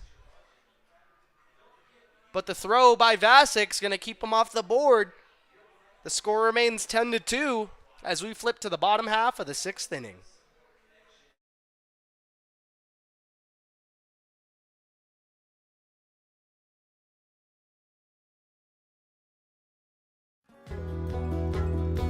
Craving legendary food and service? Head on down to Texas Roadhouse in Evansville, where the steaks are hand-cut, the rolls are hot and fresh, and the energy is always high.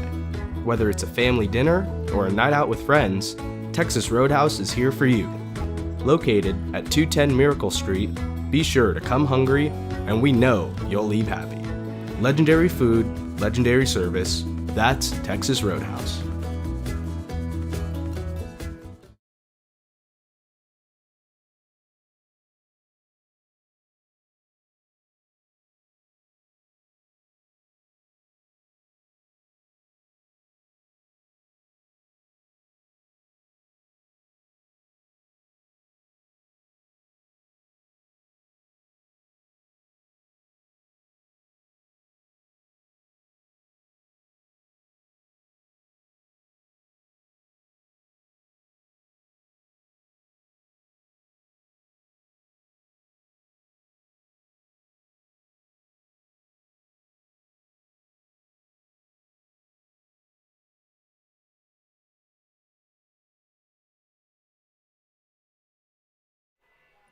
Back at the ballpark,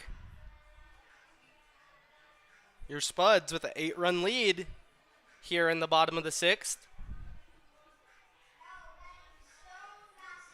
Leading off the inning, it's going to be the man who just got the Spuds off the field by catching the Prospects stealing, Stone Vasic. He's going to swing at the first offering from Russell. 0-1.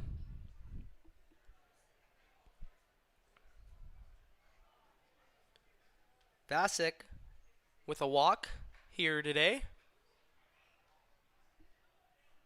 as that one from Russell misses, and it's 1-1 to Stone Vasic.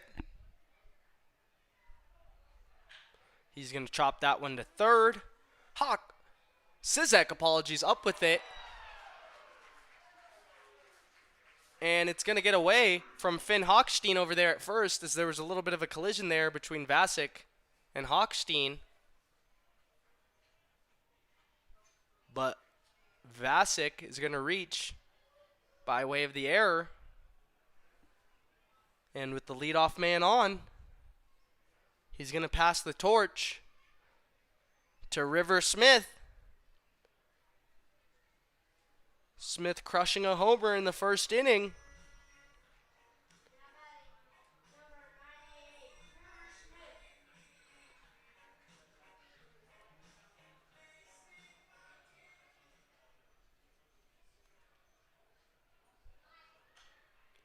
Smith is going to sky the first one he sees up over the third base bleachers and out of play.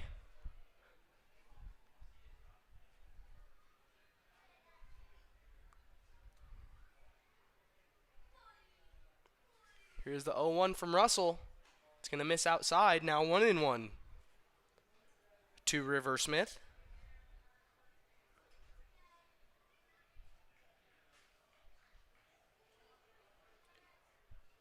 Who has also walked here tonight. That one on the outer half. It's going to catch the zone. And it's now 1-2 to River Smith.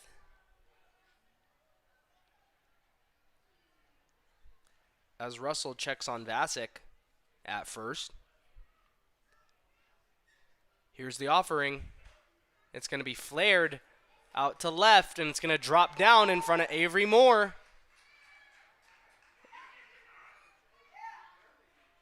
Vasek, who was waiting to see if it would land, narrowly beating the throw in by Moore. And the first two men in the inning have reached for your Spuds. And it's going to bring up Matt Marsick,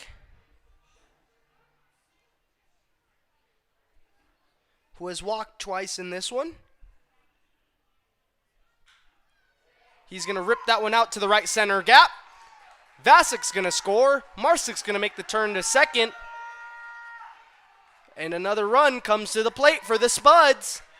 It's now 11-2.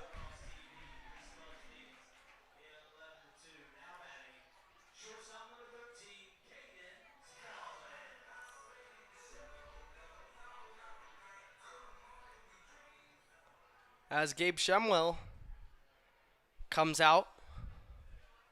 I believe it's going to be for a pitching change. It is, as Russell is going to make it 2 innings. He gives up 4 earned. And the Prospects got to go back to the pen.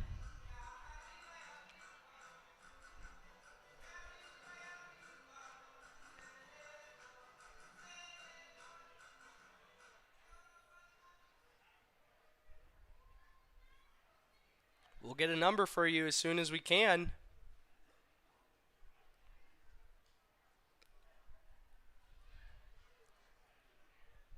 I believe that's the second baseman, Ripken Fleck, who's now on the mound for the Prospects. As your Casper Spuds have put up 11 runs here. A run away and an inning away from the run rule being put into place.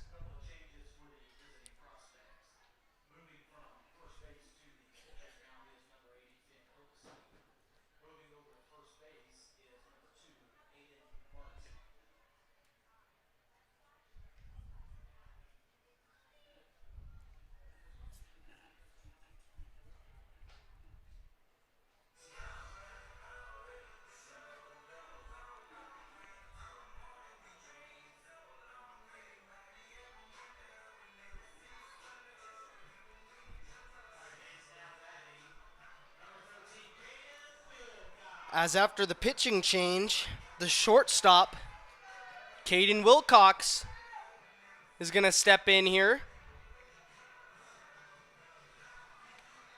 Fleck coming to the mound. Hochstein, who was playing first, is going to move to second.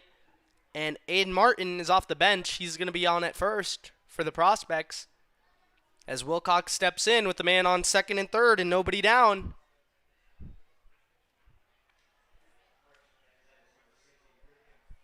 As Fleck misses on the first pitch he throws, 1-0 to Wilcox.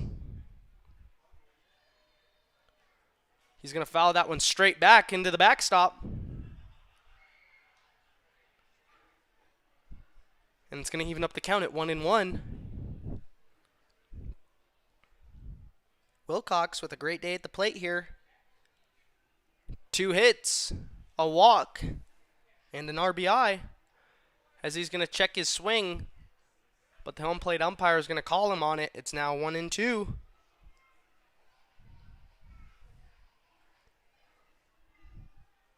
As a beautiful sunset landscape falls over Mike Lansing Field. Here's the 1-2. Wilcox is going to sky that one up over the first base bleachers and out of play.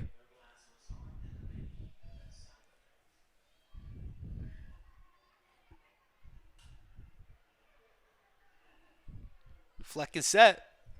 Here's the delivery. It's going to miss low and away. And the count is now 2-2 to Caden Wilcox.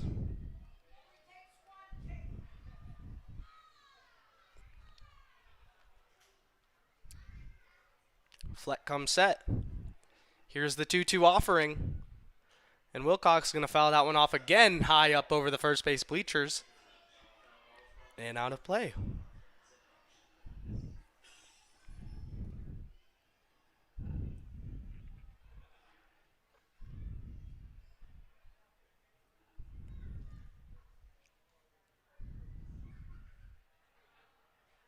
Wilcox going to rip that one out to right. Should be deep enough for River Smith. They're going to send both runners. Here's the play at the plate. And Smith didn't commit. And he's caught up in a pickle now as he's going to be tagged out. And we got a little bit of a Looney Tunes scenario happening here as Marsick eventually is going to make it into third safely. Smith was about a quarter way down the line when he realized he didn't think he was going to make it. It's hard to say from up here in the booth, but at that point, you may as well just send it. It was going to be a close play at the plate, but the throw looked to be a little bit offline from Robinson. Marsick eventually is going to end up on third, where he should have been. And there's now 2 down in the inning after another very interesting double play. We've seen 2 here tonight. But stepping in is going to be a pinch hitter. I don't believe that's Cody Clausius. Try and get a name for you here when we can. Tough with these 988 jerseys.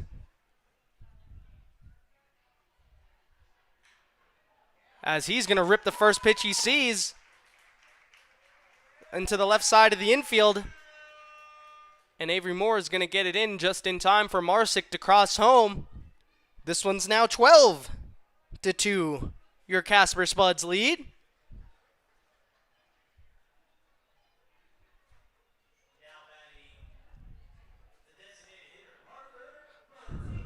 Parker Burt stepping in, the DH here tonight, as Fleck pumps in a ball on the outer half, 1-0.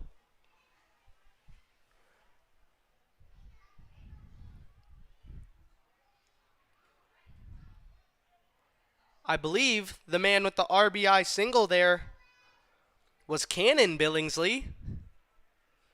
Again, apologies for not being able to tell, as all our Spuds players are repping 988 here tonight. And Burt is going to take a hack on the high cheese. 2-1 to the DH here tonight. Looking for his first hit. Fleck is set. Here's the 2-1. And it's going to miss just a bit low. 3-1 now to Parker Burt.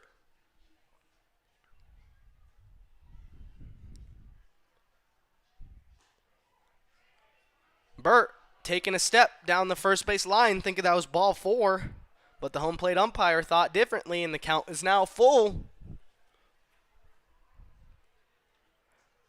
3-2 count to Parker Burt. 2 outs. 2 have already scored here in the inning for the Spuds. Here's the pitch. And Burt is going to get just enough of it to foul that one off straight back. And the count remains 3-2.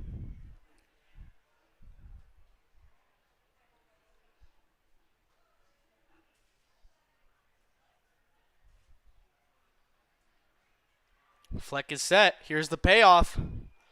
And that one's going to miss outside. Ball 4. And with 2 down and 2 men on, Elijah Reeves is going to get another swing at this one.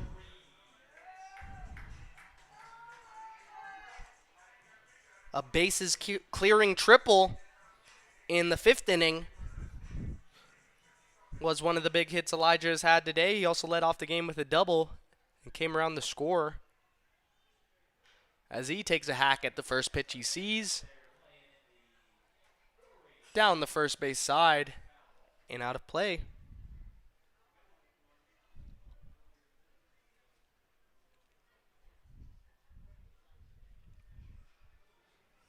Here's the 0-1. Reeves is going to tattoo that one out to right. Robinson on. He's going to make the play.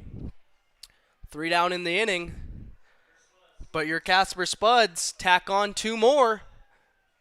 They're 3 outs away from ending this ball game. As we head to the 7th, it's time for Nate's Flowers and Gifts, Sweethearts of the Game.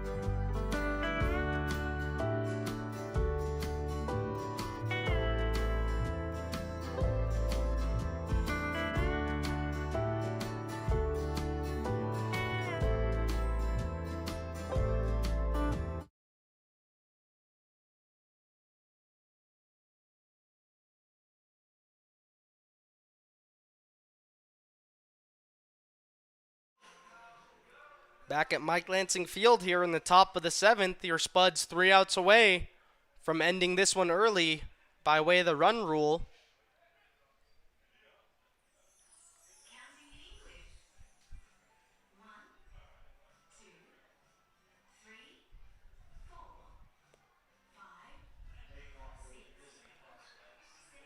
As leading off the inning is going to be the man who stepped in at first base, Aiden Martin.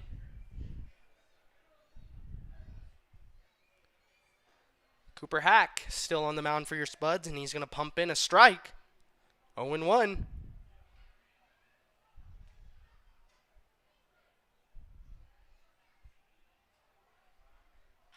Martin's going to chop that one to second. Barker with a nice easy throw on over to first. And there's 1 down now.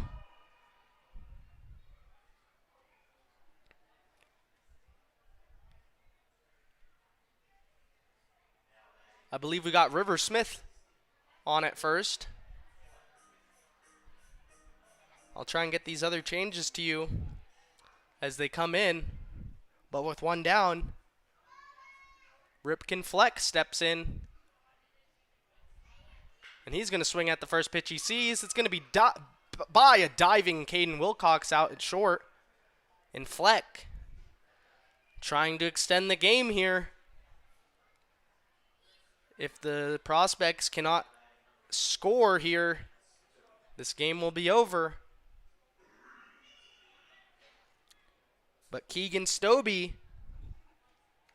looking to extend the game, steps into the batter's box. And he's going to foul the first pitch he sees, high off over the first base bleachers and out of play.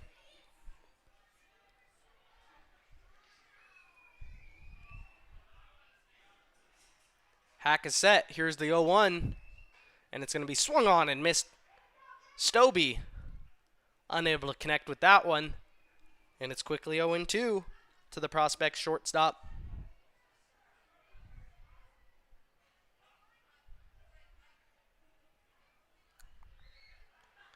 That pitch by Hack looked like it caught the inside half of the zone, but the count's going to be 1-2.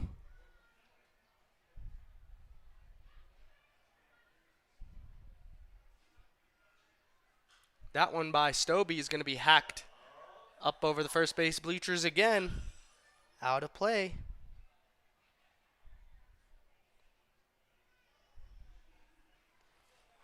One and two, one out, a man on first.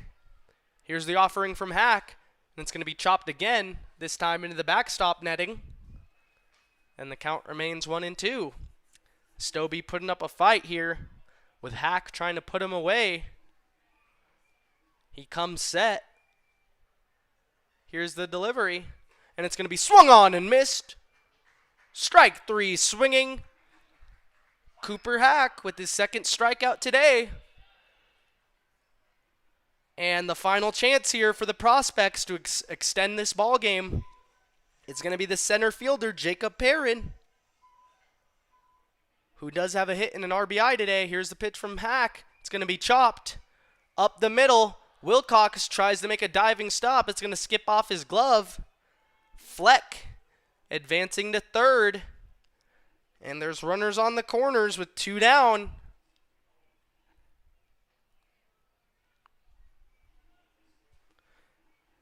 As Sean Robinson, the right fielder, steps on in.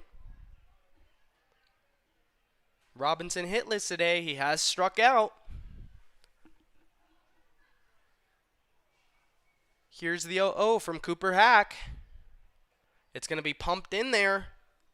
A nice slider from Hack. And the count is 0-1. That one's going to miss high and inside. Evening up the count at 1-1.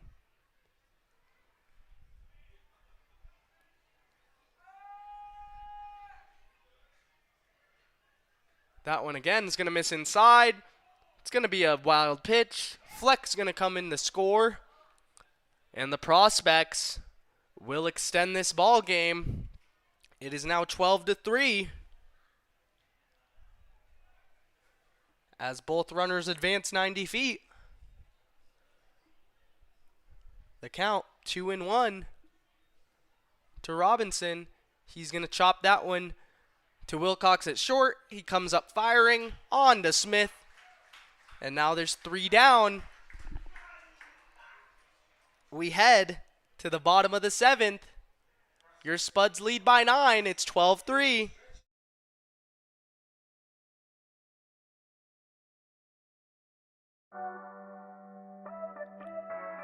Craving legendary pizza and a family-friendly buffet? Head to the Pizza Ranch, located at 5011 East 2nd Street. Load up on hot pizza, crispy chicken, and our famous cactus bread. Perfect for family nights, team celebrations, or just feeding those cravings. Swing on by or order online at pizzaranch.com, where every meal is a hit.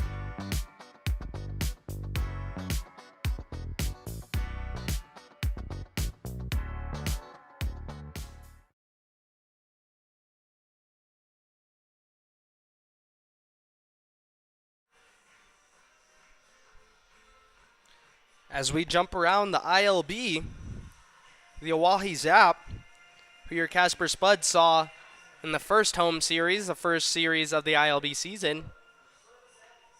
They won on opening night here at Mike Lansing Field, and the Zap haven't won a game since. They're 1-5. They start a series tomorrow against the Fremont Moo at home.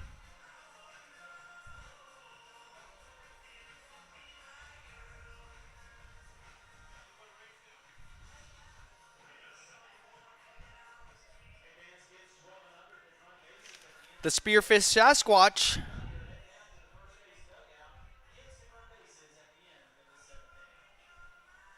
are 2-5 to start the season. They dropped all three games in Hastings came back and beat the Fremont Moo at home in the first 2 games of a 4-game set and dropped the last 2 games in that one. They are currently playing the Fremont Moo today in the rubber match. The Hastings Sodbusters off to a hot start, 6-0. Currently the best record in the ILB, as their next series is against the Moo on Monday. Hunter Billingsley is in now in the bottom of the 7th, and he's going to take ball 1 outside from Fleck, who is still on the mound for the Prospects. And it's now 2-0 to Hunter Billingsley.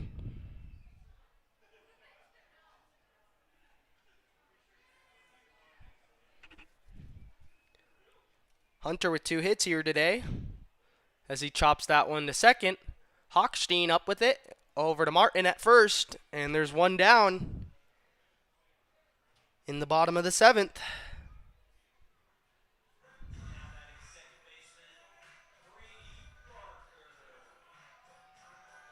As Brody Barker steps up to the plate here with 1 down. Brody hitless in this one, but he does have an RBI by way of a fielder's choice. That one by Fleck is going to be skipped in there, 1-0.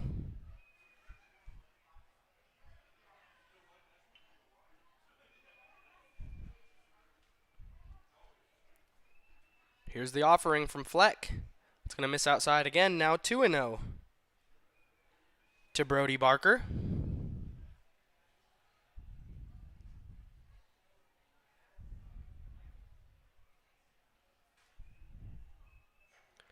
That one pumped in there by Fleck, bringing the count to 2-1.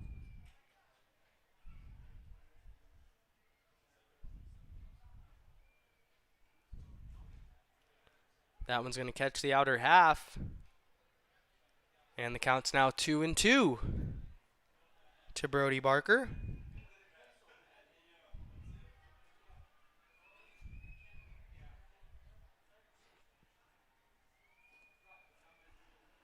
That one misses low, and the count has run full.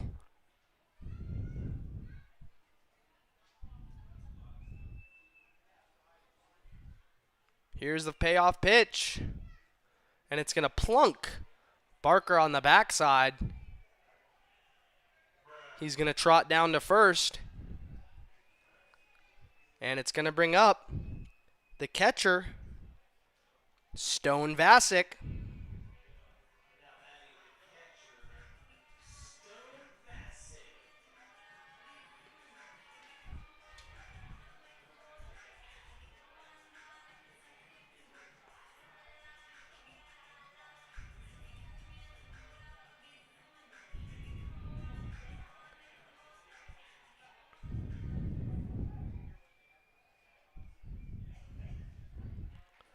That one by Fleck is going to be pumped in there.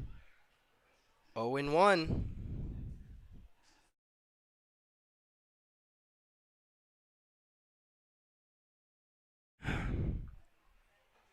That one misses high and inside. And the count jumps to 1-1 to Stone Vasic.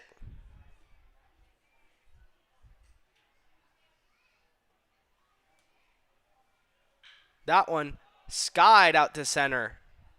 Perrin taking a second to find it. He does. He's going to make the play to put out Vasic. And with 2 down, River Smith is gonna get another crack at it.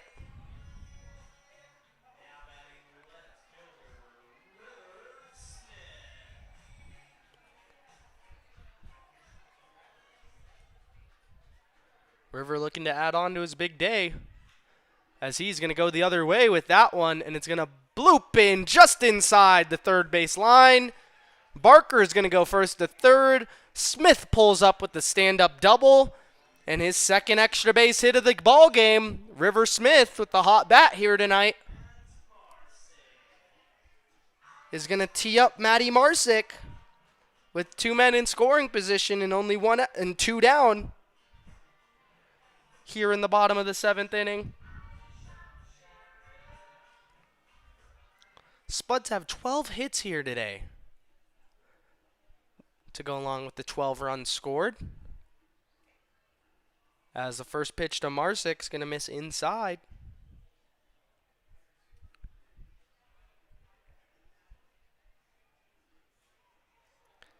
Here's the 0-1 from Fleck. It's going to miss high. And the count's now 2-0 to Matt Marsick.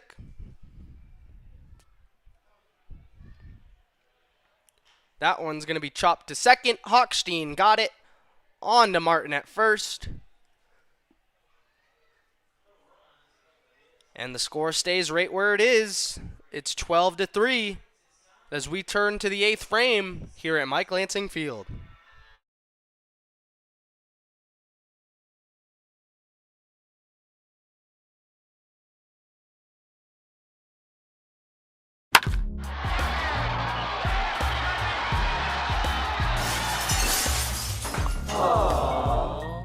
Action Glass is here for all your residential glass needs. Shower doors and enclosures, window replacements, and repairs. Again, call Action Glass at 307-266-1111.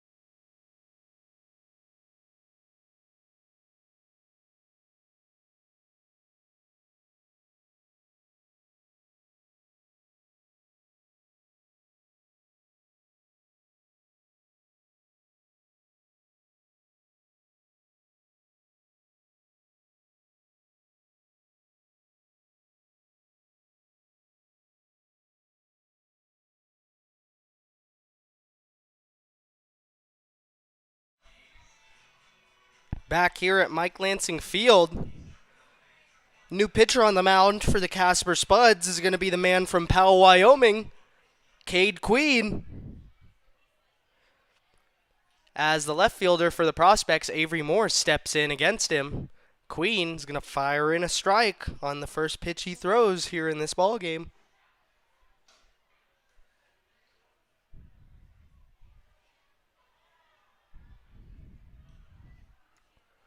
Here's the 0-1. That one narrowly gets Moore. He dances out of the way, and it's now 1-1. Queen, so far this season in 2 innings pitched, hasn't allowed a hit.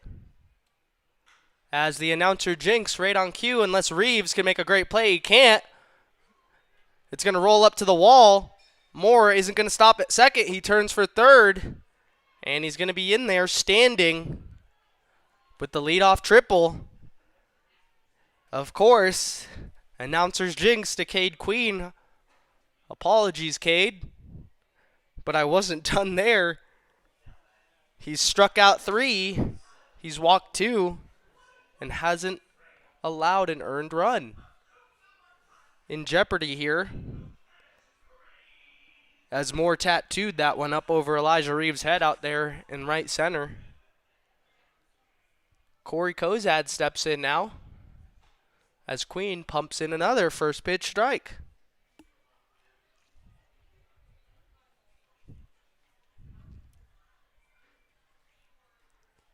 Queen looking to settle himself. Here's the 0-1. It's going to be high and inside to Kozad, who leaned out of the way of that one. Queen working with some pace here. The 1-1 is going to get away from Vasic, but not far enough for Moore to advance home. And the count is now 2-1 to Corey Kozad.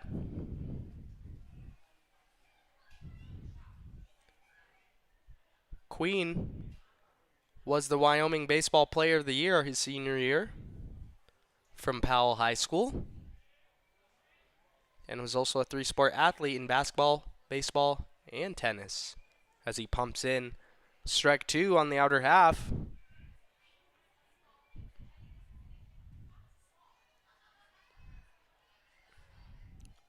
The redshirt freshman looking to keep the Prospects off the board here.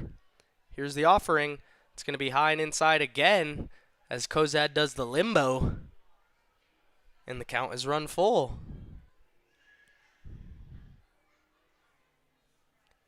Kozad only one hit.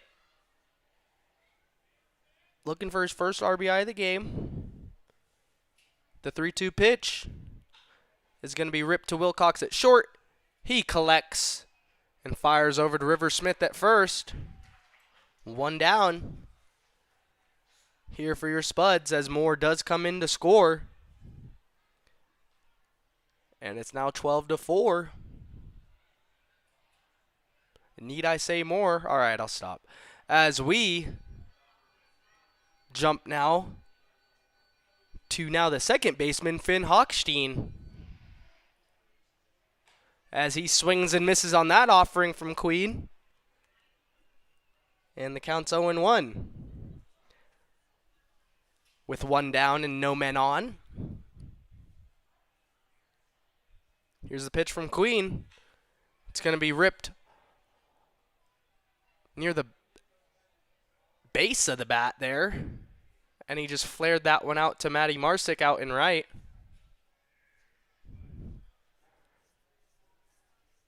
And another man on here for the Prospects. As number 43, Cody Sizek, steps in.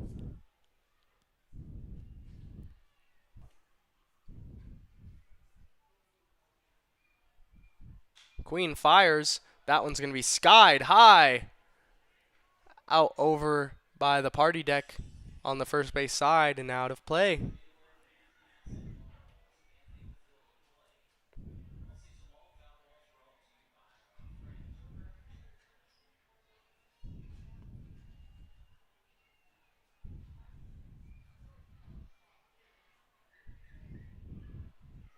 Queen comes set.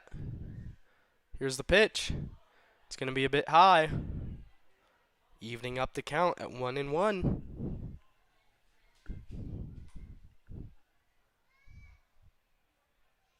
Queen, his favorite players in the MLB. It's Corey Seager as he gets Hochstein to swing and miss on that one, bringing the count to 1-2. His favorite player in the MLB is Corey Seager. All time, it's Josh Donaldson. It makes sense as he is a big Texas Rangers fan. Here's the 1-2 from Queen. It's going to be high. Vasic popping up there to keep that one from rolling to the backstop. And in the 2-2 count with a man on and a man down, Queen looking for a money pitch here. Here it is, and he's going to get one as he gets Hochstein to swing and miss on that one. 2 down here in the inning. And Aiden Martin, last chance here in the top of the 8th for the Prospects with 2 down.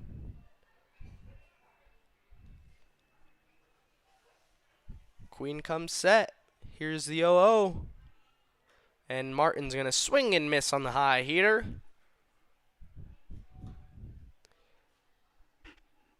Queen bouncing back after allowing a leadoff triple.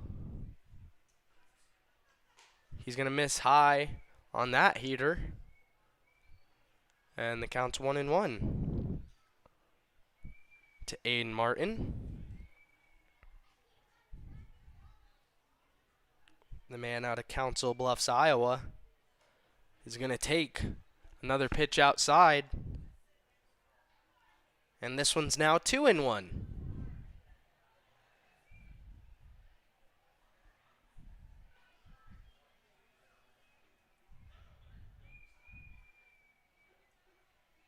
Here's the pitch from Queen. It's going to be dropped in there. A nice off-speed pitch that Martin couldn't pick up. And the count is now 2-2 with 2 down in the inning. Queen with the 2-2. Good block there by Vasek. Keeping the runner on first there. But the count is now full. 3-2 to Aiden Martin.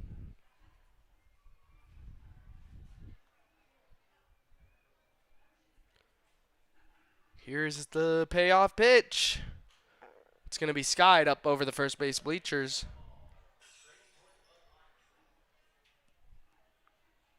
Count remains 3-2.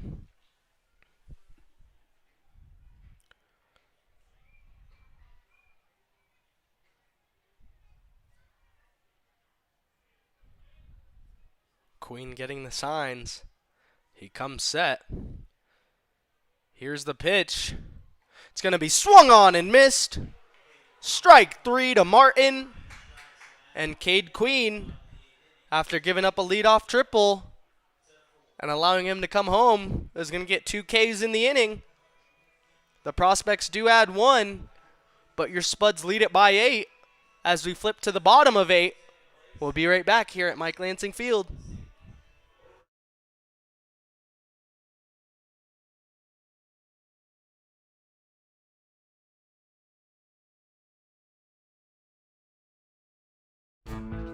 Hungry for pizza that hits the spot every time? Order from Papa John's. Made with fresh dough, quality ingredients, and that signature garlic sauce you love. Whether you want classic pepperoni, loaded veggie, or something new, Papa John's delivers hot, fresh, and ready to enjoy. Plus, with easy online ordering and fast delivery, your perfect pizza night is just a few clicks away. Choose Papa John's. Better ingredients, better pizza.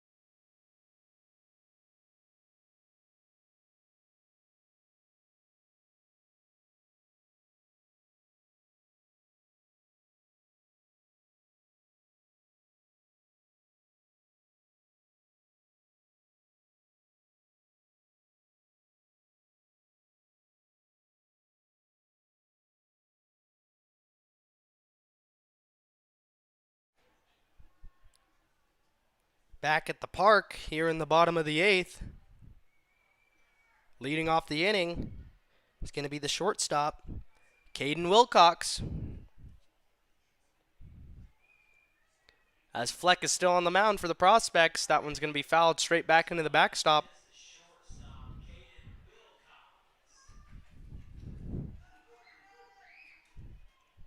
Again, this game is brought to you by Central Wyoming Counseling Center, as Wilcox skies that one up over the first base bleachers and out of play. on this gorgeous 988 night here at Mike Lansing Field. Here's the 0-2. It's going to skip in the dirt. And that'll bring the count to 1-2.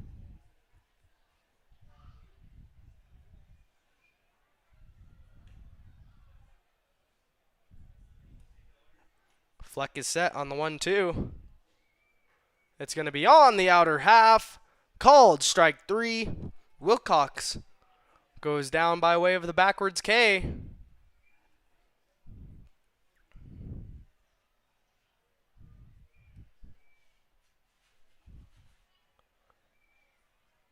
And it's going to be whoever replaced Cody Closhie is stepping up now. Still apologies for not being able to get an answer on that. But he's going to take ball 1. We'll just call him 988. As 988 chops that one. Foul. And the count's 1-1.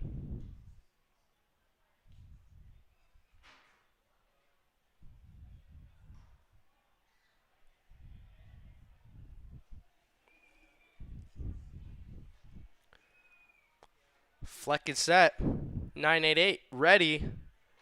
He's going to swing and miss on that one.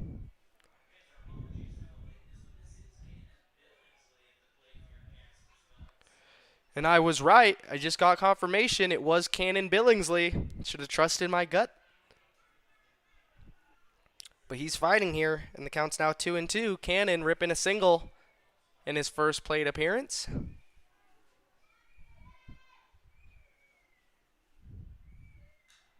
He's going to chop that one foul into the dugout. Count remains 2-2.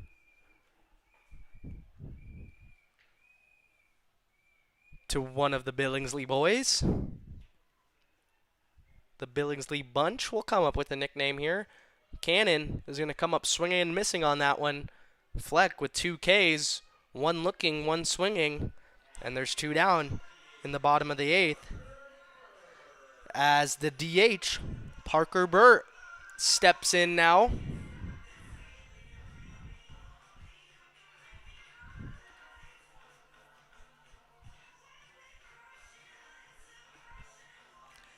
Fleck looking for a 1-2-3 inning. Here's the offering. It's going to be low and outside.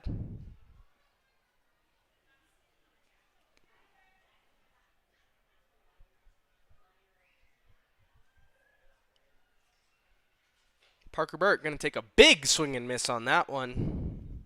And the count's now 1-1.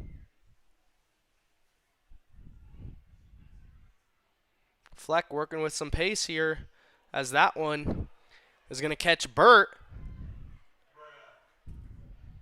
His 3rd time being hit by the pitch today. No, it's a big target. But he's a slender man. Regardless, pretty crazy to be hit by the pitch 3 times in one ball game. But we know Elijah Reeves is excited to step back up at the dish again here today, as he has been ripping the ball all over the field, as he has been all season.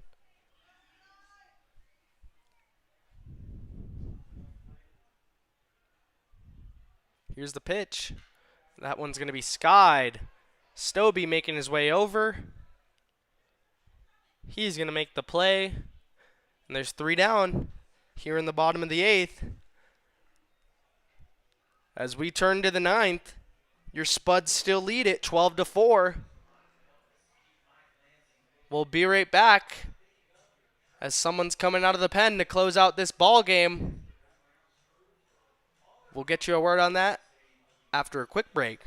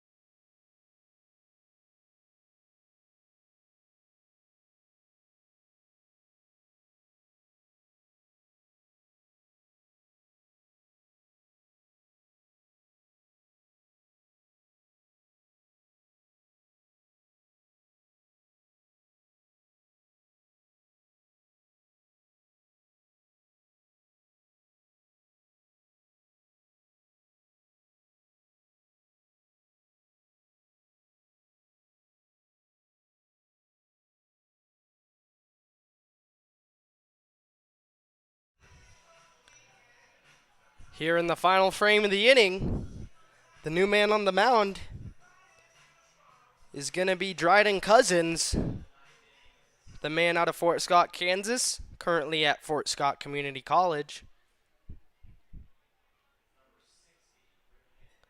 Leading off the inning is going to be the pitcher, Ripken Fleck, as he swings at the first pitch he sees from Cousins, and the count's 0-1. Dryden struggling so far here this season in 2 2/3 innings. He's given up 7 runs. He has struck out 3, but it's been the control for him early on in this year that has bit him. 5 walks, 3 hit batsmen, and 4 hits allowed. As that one skied just up over the first base bleachers and out of play. And he now has Fleck in a 1-2 hole.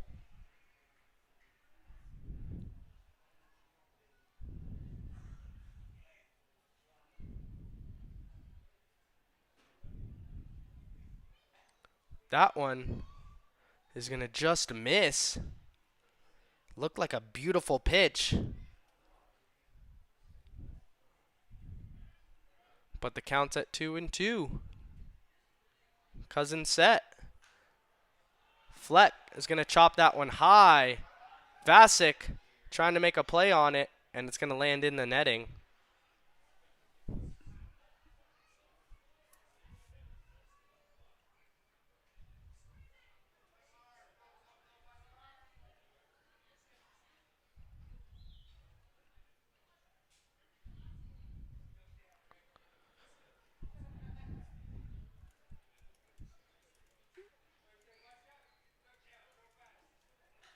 As Fleck is going to sky that one down the first base side, and it's going to land on the party deck out of play.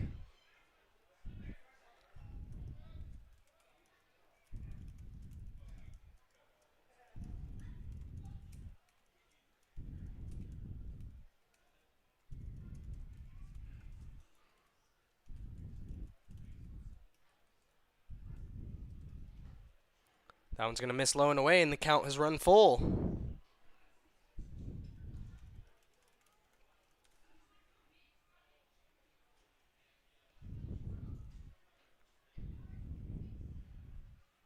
Fleck is going to chop that one to third. Billingsley comes up firing on the run, and it's going to skip away from River Smith. As Smith just collects it now in foul territory. But Fleck is going to be on with the leadoff double.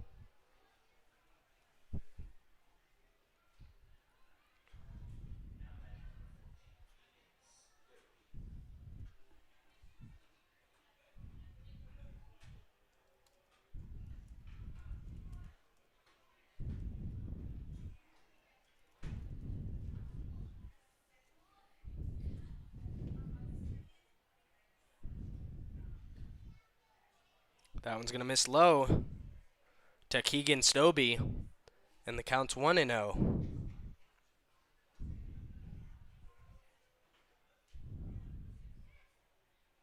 That one is going to be ripped to Barker at second. He's up with it, and on to Smith at first.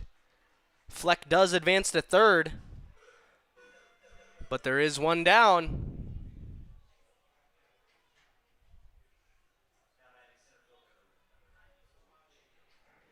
As the center fielder, Jacob Perrin, steps in now.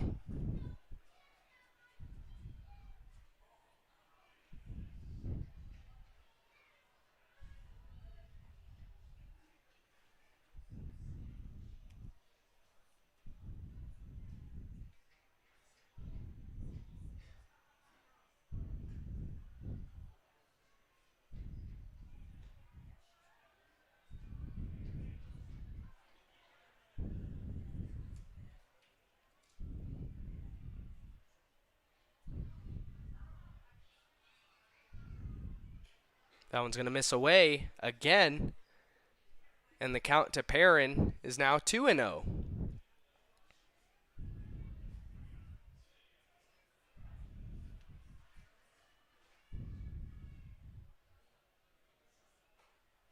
That one's going to catch the inner half. Perrin beside himself about the call. But he's got to refocus as it counts 2-1. That one by Cousins, going to be dropped in there.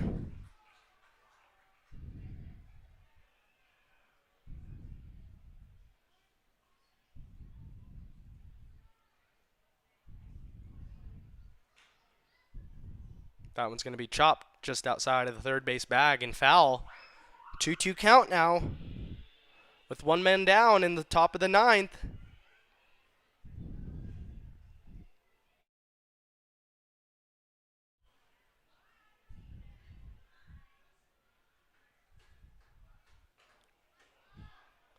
Three-two now as that one ran inside.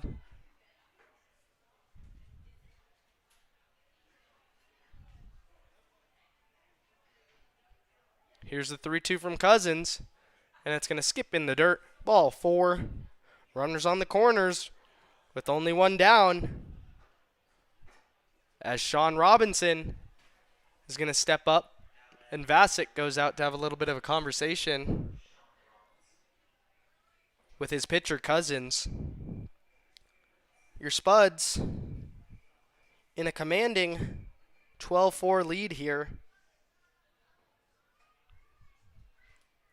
River Smith with the big night, 3 hits, 2 RBIs, coming on that 2-run home run in the first inning. He also followed that up with a walk and a double, as well as a single. As he reached base 3 times here tonight, I'm sure we'll be talking to River here in just a bit as soon as this ball game's over. But back to baseball at Mike Lansing Field. Cousins pumps in strike 1 here to Robinson. As the Spuds are 2 outs away from a massive win in front of the home crowd. And it could be here. 6, 4, 3. Double play. Game-ending double play. And your Casper Spuds get back into the win column. A thrashing here at Mike Lansing Field as they win this one 12-4.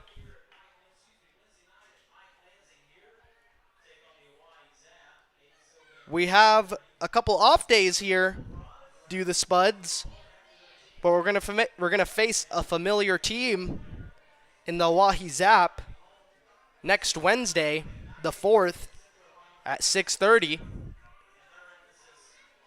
As we get confirmation on the player of the game, if I had to pick, it would be River Smith. Stay right here. You are not going to want to miss the Banner Health Wyoming Medical Center player of the game. Your Spuds do take this one 12-4. We'll be right back.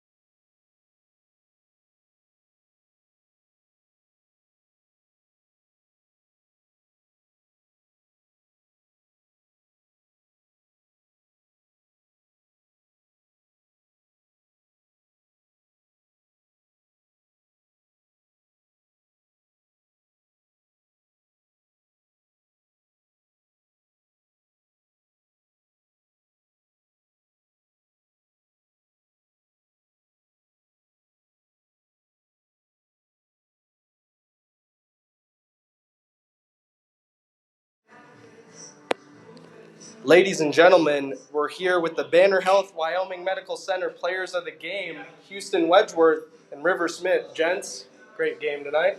So I appreciate you. Yes, sir. River, I'm going to start with you as you started this one off with a bang in the first inning. How did it feel to get your first homer of the season? Oh, it felt great. It was just up there, 2-strike count. Luckily, just kept it simple and got it out. Yes, sir. You didn't stop there. You also had a double, single, walk tonight. What was your approach coming into this one? I really just keep it simple, try to hit the ball hard through the middle of the field. Yes, sir. Yes, sir. Yeah, we were spraying it all over the park tonight, which love to see up here in the booth. Houston, now for you. 5 solid innings, no earned, keeping that ERA nice and low. What were you seeing from these prospect hitters here tonight?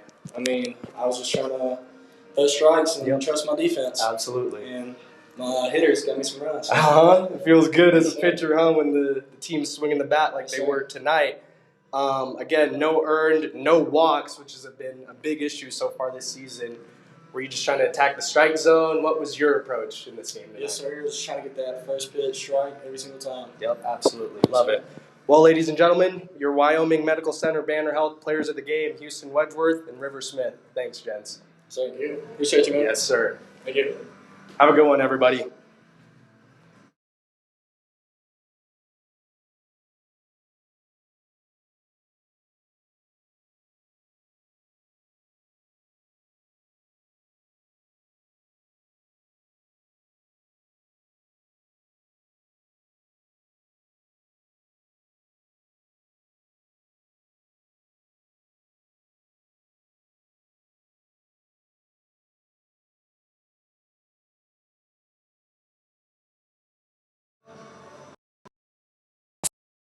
Field. This has been Moses Famino on the call.